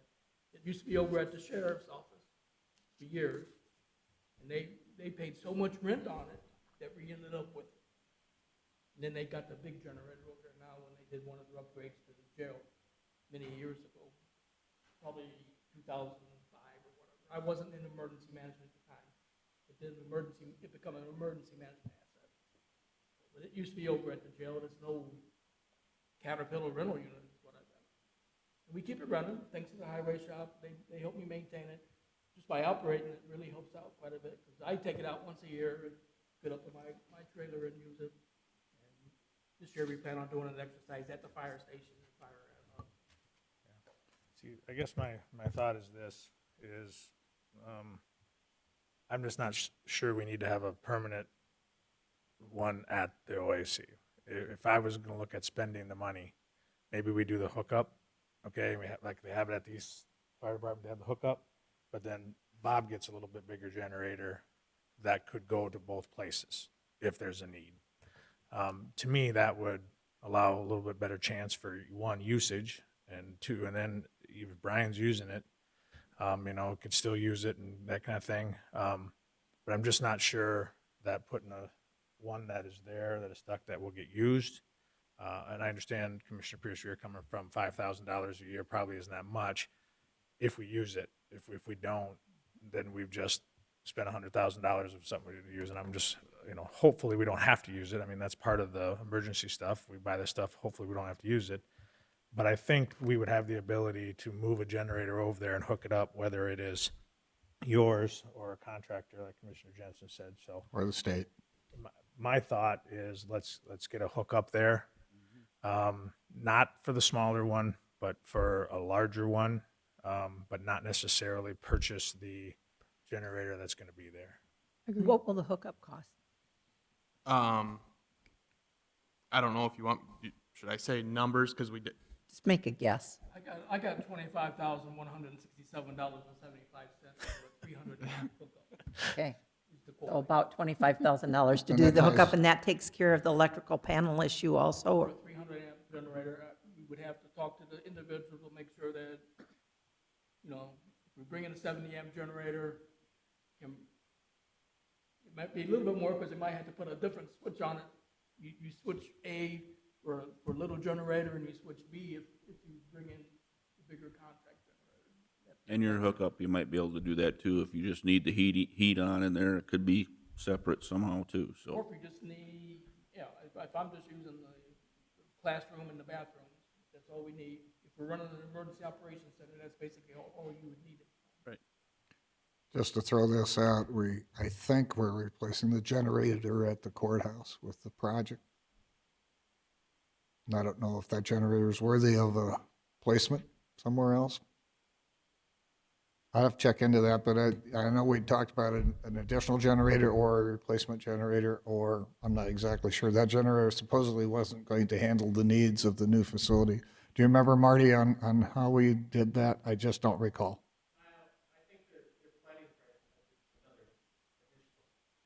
Put a second one in instead of replacing it. Okay. Well, then that one's not available.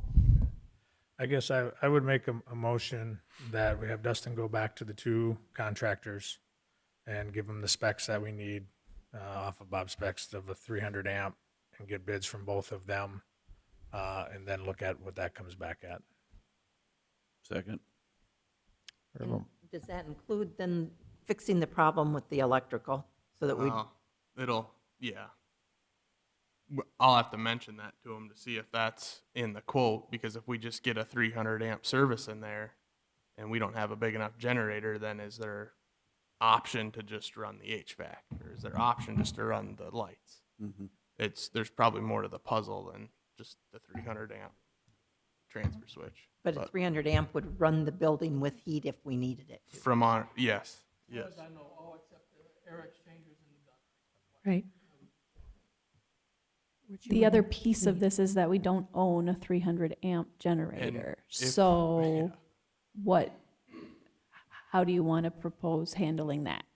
Because Thank that's you. great that we'll have the hookup, but if we don't have a generator to run, we're still, don't have power. Can you hook up Bob's generator to the 300 amp generator? That's what I don't, Ask that question. yeah, we'd have to figure that out. 'Cause I just wanted a little bit of direction on this because we've already talked to two electricians and we've told them multiple things now, but I just wanted some more concrete answers on what do we want out of this place and then how much money you want to spend basically to do this. But yeah, if we get this 300 amp hookup, that's great, but if we don't have a generator, it's, All right, here's another thought. Let's just go out and inventory where we can get one to use on a temporary basis, either from contractors, state emergency management, or wherever. Where are 300 amp generators available on short notice? I think there's probably one across the road that doesn't get Bose? used, Bruce, I think. Well, if we could at least have that access and maybe an agreement that we could use it in We may have that in place. I'll have to check with the highway superintendent because they do their yearly contracts. And I don't know if generators are part of that or not, but we'll check into it. All right, I just, I agree, we don't have one, but would we have access somewhere? And I guess my thought with it is, yes, do we have access? I don't think we need to buy a 300 amp. I don't, because I'm not sure we need it. But we would have access to that to be able to hook it up. But I guess I was thinking that if we had that 300 amp, that we should be able to run something that's less of a need to, like Bob's. And if we can't, then that makes a difference too. I would thinking we could, that if we needed lights and something just for a short period of time, we could bring that generator over, hook it up to the updated system and be able to use what we could. And then if we need to bring something in from Sioux Falls, on a long-term basis, we've got it there. But I wouldn't have a problem investing the $25,000 into that building to have the ability to hook it up, basically. So we have a motion on the floor. You want to restate the motion? Motion was made by Krogman for Dustin to go back to the 2 contractors and get specs for a 300 amp and get quotes. Second by Jensen. And again, I guess I would Second. say, yeah, he seconded it, yeah. I guess I would say we want to be able to make sure that it is compatible to where we can use what we have right now there. And if they can't, then we got to probably maybe go back to the drawing board again. Okay, everybody understands where we're going. Okay. Any other comments or questions? We'll call the roll. Jensen? Aye. Pierce? Aye. Boersma? Aye. Krogman? Aye. Bartley? Aye. Motion carries. Thank you for your work on that, gentlemen. Item R is an action to automatically supplement for unanticipated expenses incurred and reimbursement made to Brookings County for reimbursement for the pre-disaster mitigation plan in the amount of $11,283.75. Receipt number 511829 to Emergency Management General Ledger Line 226-4-222-4290. Is there a motion to approve? So moved. Second. Motion made and seconded. A report or comments? Yes, this was our pre-disaster mitigation plan that we got. We had first planning district, and we wrote a check to the first planning district for $11,283.75. This is reimbursement of that from the federal government. We also had a 25% match, which they matched with their annual dues that we pay into to them. So Okay. we received the check, deposited it, and we are asking now that it be put back into the emergency management line item server. Questions or comments? Any other comments? Hearing none, all those in favor say aye. Aye. Aye. Opposed, nay. Motion carries. Item S is an action to approve a request to fill vacancy for a full-time male correctional officer in the Sheriff's Department. Is there a motion to approve? So moved. Second. Motion been made and seconded. Any report, Marty? Any comments? No. He's, Stacy? this was, the board gave consensus at the last meeting to go ahead and post this. This was an internal posting, so. Any other comments or questions? Hearing none, all those in favor say aye. Aye. Opposed, nay. Motion carries. Item T is an action to approve the Commission's Citizen Board Appointment Policy. Is there a motion to approve? So moved. Is there a second? Second. Motion been made and seconded. Stacy, a report? This is the policy that, the procedures that we have been following with regards to making appointments to our various citizen boards, commissions. Wanted to get this down in written form so that moving forward we can reference this. But this is what we do. So we post it for a couple of weeks. If there are no applications, we repost it. And then if still nothing, then we just kind of leave it open until filled. Thank you. Any other questions? The only comment I had on it, because we're putting it together for reference in the future, we have in the last few years tried to get everybody on that cycle so that we're doing those appointments in December. Is that right? Or are we doing them in November? I forget. But whatever, when we're doing them, maybe we should reference that in there. Yeah, we actually start advertising in October and try to have have those appointments made for sure by the end of November. So I could add that in, yet that we start advertising in December for, appointment by the end of November so that then we notify those boards so those people can maybe have that last month to kind of catch up and get up to speed. So I can put that language in there as well. That'd be great. Okay. Do you want that as an amendment, or are you okay with her adding it? I'm okay with her adding it. All right. Any other comments or questions? Hearing none, all those in favor say aye. Aye. Opposed, nay. Motion carries. Item U is our work plan update. Stacy? Give you time to get to it. The work plan, I went through and updated things. The changes are in pink. I kind of took out all the different colors because they really weren't meaning much anymore. So I thought, we'll just go from where we were to now where we are. So on the first part with the roads and bridges, I worked with Brian on that to get some additional information on those projects, so you can see that there we did add the BIG/LFBR. That's the Local Federal Bridge Replacement Program. Those federal funds, and we passed like resolutions, I believe, at the last meeting to go after some of those federal funds for bridges. Moving on, just a couple updates with the jail expansion. We did hire Henry Carlson as our construction manager. The bid opening for the project is coming up on July 2nd. The other changes, BCOAC, we hired Dustin, and then the parking lot project is complete. There really hasn't been any other changes that I noted until with the I-29 overpass that we've been just getting the weekly updates from Jackie Lanning each week on that project as it continues to move forward. The self-evaluation, the change was that I did submit that 2019 year in review this year that I will plan on doing for each year moving forward. Drainage study, it says 50,000 because that's what I think we had noted at the last meeting, but I could change that to say up to 40 now, but that was the change there. And then the homeless housing, that ad hoc committee has had some meetings, and then with COVID that it's kind of been put on hold for the time being. So if there's any other changes that you see or want made, let me know and I can do that. But that's where I'm at right now with it. Okay, And no action, it's just for more informational, but unless you have some Any comments additions. on it? Looks like we're doing good. All right, we'll move on to item 9, which is your report. I really don't have too much today. The general fund surplus, as Vicki had noted, is at right about 41%. That is right at the 10-year average, so we're in good shape there. You did notice this morning you have the lovely budget books that I handed out today.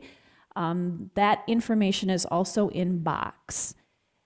There is one booklet that is still missing, the analysis book. That's still a work in progress. I hope to have that done today. It will be in box. We can let you know when that is in box, so you have a chance to maybe look at that before Thursday, but you will get hard copies of that analysis book when you come to the budget hearings on Thursday. With that being said, just upcoming dates. Again, Thursday, we're meeting next door in the community room. We are going to start at 8 o'clock, and I think our first hearing is at maybe 8:15, so we'll get going, meet at 8 o'clock on Thursday next door to start that budget process.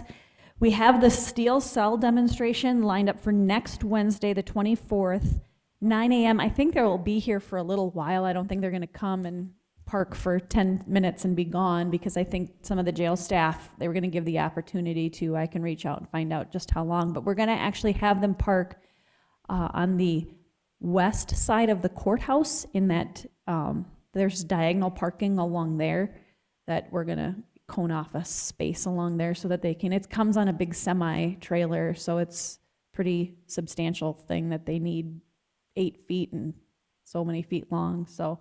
But that's, we'd had you guys scheduled to come and look at that next Wednesday at 9 o'clock.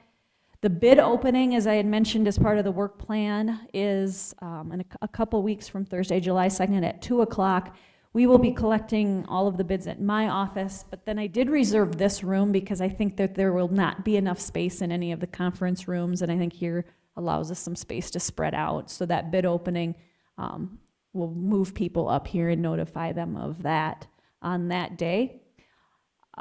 Friday, the 3rd, is actually the day that offices will be closed for July 4th, since the 4th is the Saturday this year. And then hopefully you have on your calendars Safety Week and then the Safety Picnic, Thursday, July 23rd. I guess I would look for a consensus from the board to spend some money out of our HR budget, about $100. We want to try to give out, put together kind of a nice prize, something that employees can sign up for if they come to the safety picnic. Is there a consensus with the board? We're looking at maybe getting something summary to let employees who come out there to have a little incentive to come out to the safety picnic this year. So I'm shaking heads, yes, yes, yes. Okay, we will move forward with that.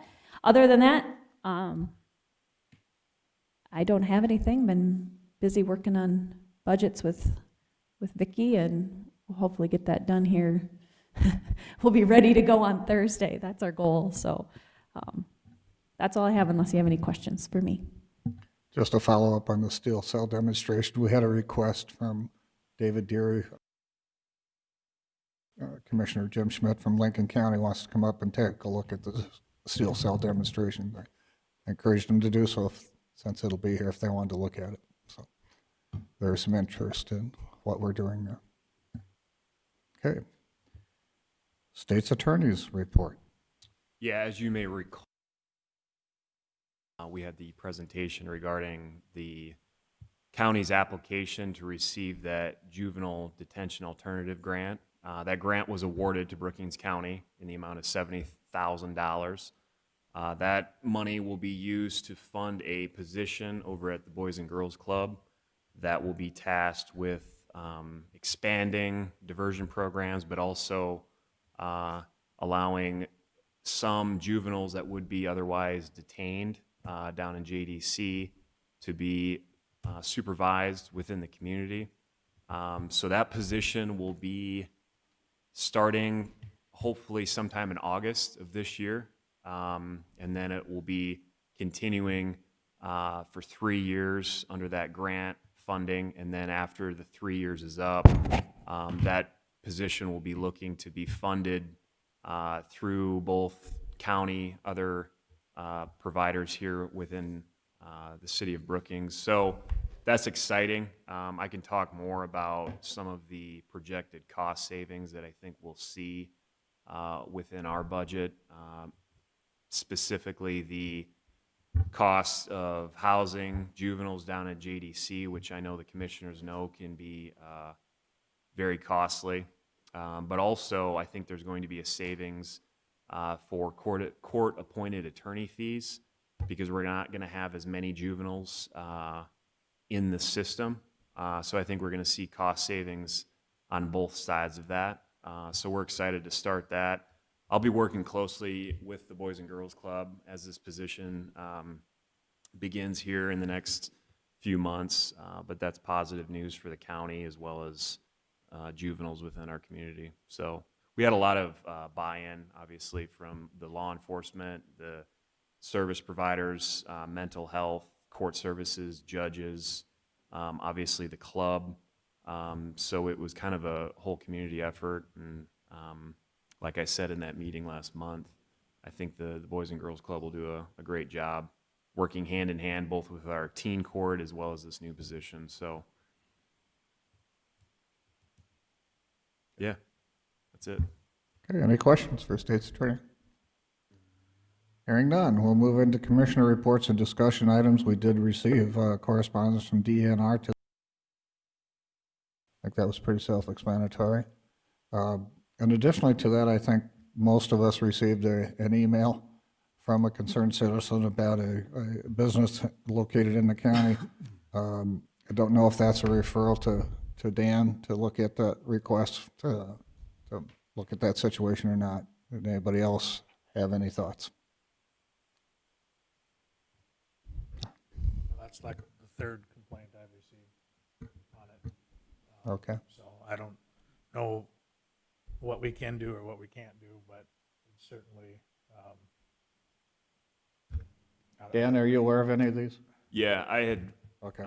been forwarded that email from other county officials, and I know I spoke with one of the commissioners about that email.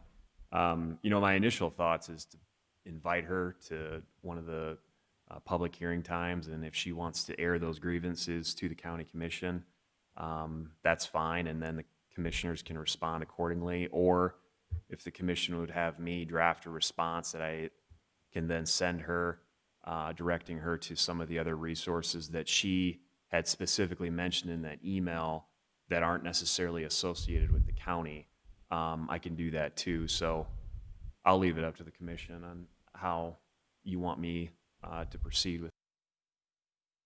Thoughts?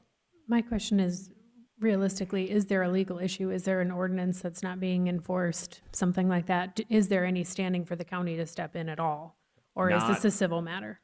Not from what I saw, and we looked into this issue, Ben and I did, and as it relates to the county commission's oversight relating to how the sheriff performs his duties, specifically to the use of force, no, there's not. Whoop, we got off. We're talking about two different Yep. emails. Okay. so, Well, I'm answering Commissioner Pierce's question that she had for me. Okay, I thought we started out with the Nuisance. lake issue. Okay. Okay, so that's the one that Sorry. we're on.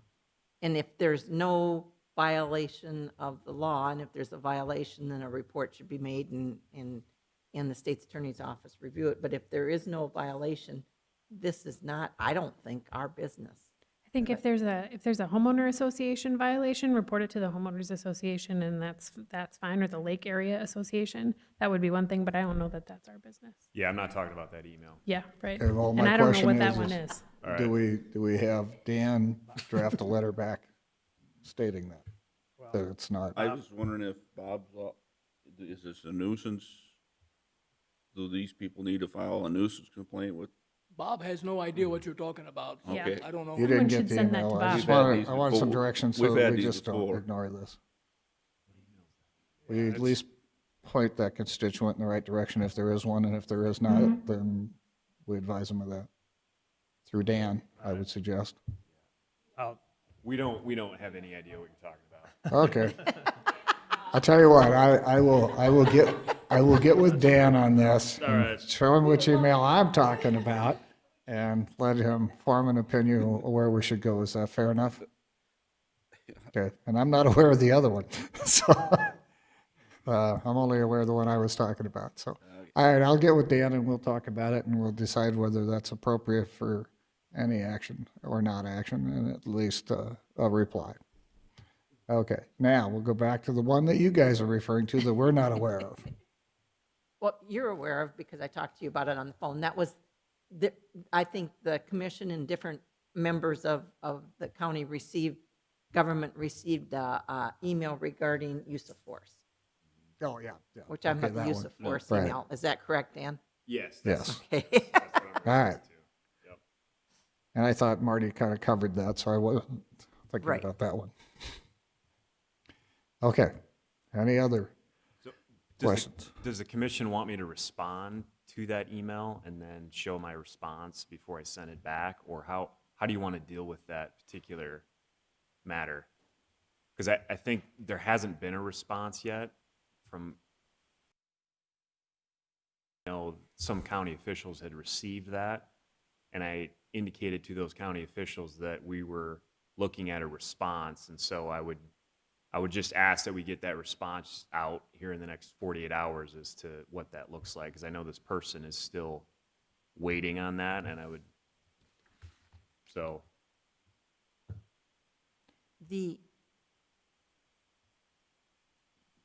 issue, and it's hard to respond, and fine with Dan doing a response if that's what the rest of the commission wants done.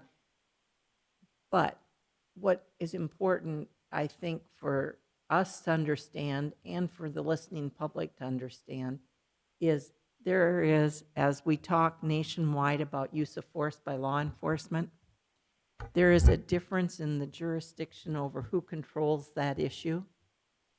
And I'm going to use Brookings as the example because that's what we're talking about. The city of Brookings, the police chief is an employee for the city of Brookings. And the city council approves or disapproves of policies that the police chief has. That's their jurisdiction. When you talk about county government in the state of South Dakota, our sheriff is an elected official. We don't tell our elected official, the sheriff, what policy he has. We certainly get to discuss and talk about, and I want to say that Sheriff Stanwyck is very open to discussion about the use of force policy, and I do know that that's something that's reviewed in Brookings County on an annual basis, if for no other reason than because our insurance company requires us to do that. But we don't, and that's what the person that sent the email, they wanted to know from us what we were putting in our use of force policy. We don't develop, adopt, accept a use of force policy. That's the sheriff's office that does that. I don't know if anybody feels differently. Well, then I think Dan writes a letter back to that effect on our behalf, and then at the same time explains that the sheriff has a policy, maybe attach the policy so that they see it. And again, we're talking about it publicly. The sheriff has talked about it publicly. We are aware of what's going on with the policy. So while we don't establish it, we review it. And maybe Dan can write that letter on our behalf. And we can be vocal about it and participate in conversations both with the sheriff and with the public, but we don't make the policies for the sheriff's office. The sheriff does. Nor do we decide who to prosecute if there's a violation of said policy. Both of those are elected officials who have their own independent authority, so. Does that give you direction, Dan? Yes. Okay. And I guess I'd ask the sheriff if he wanted to add anything to that. All right. So we'll move on then to reports. We'll start with Leanne. On June 4th, I attended the public affairs meeting. We're still meeting by Zoom, and just discussed not any new major item, just general business. On June 5th, I did attend the protest march, and I do want to thank the sheriff's office and the city police because the march, there were no problems. Law enforcement was actively involved with the participants that were marching, and I think the sheriff marched. And everything went well, and it was a wonderful example of our first to protest. And it could be a textbook example of how it should be done. I attended the Leader Roundtable on June 10th, and that would be my report. Thank you. Commissioner Boersma? Late last week, I think the 12th, chatted with Rick Nicholson about meeting on site at the Maderi Mine next week. As soon as we have an actual time nailed down, I'll communicate that with Stacy so that we can get an updated bid on that and progress towards making that project happen. And then last night on the 16th,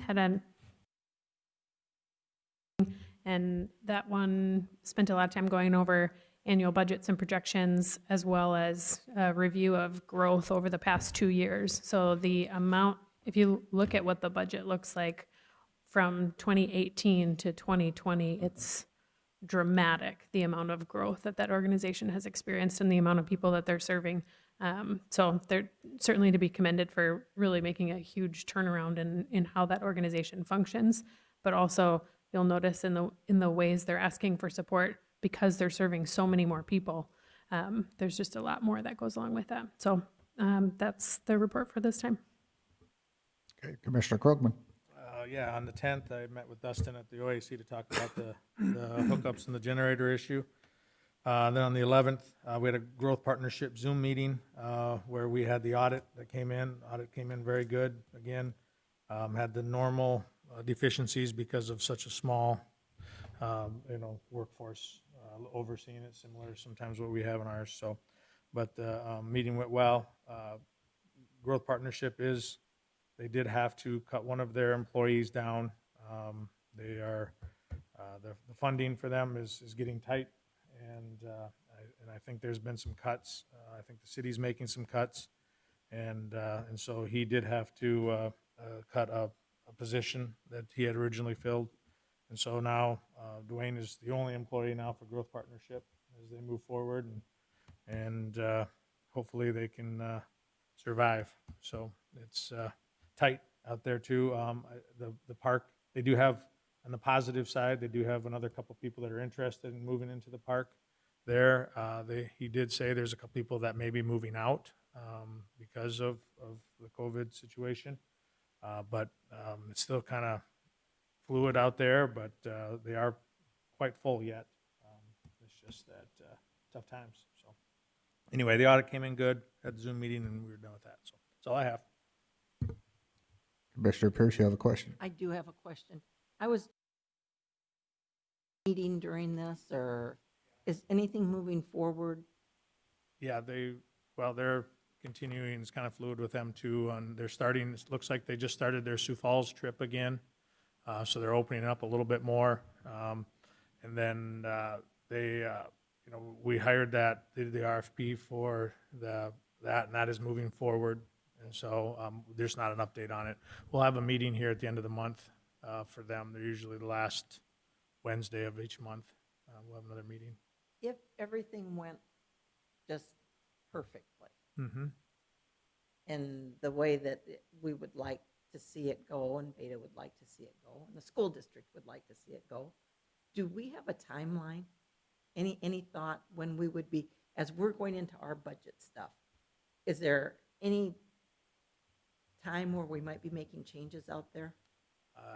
We don't know for sure because it's going to be the grant situation, Okay. the timing of it, and then when the grants come open.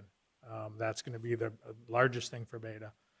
Because like when we go to a meeting, she'll say, oh yeah, they just opened up another grant for us and that'll be closed in 30 days. And it's like, well, we weren't ready to apply for that yet.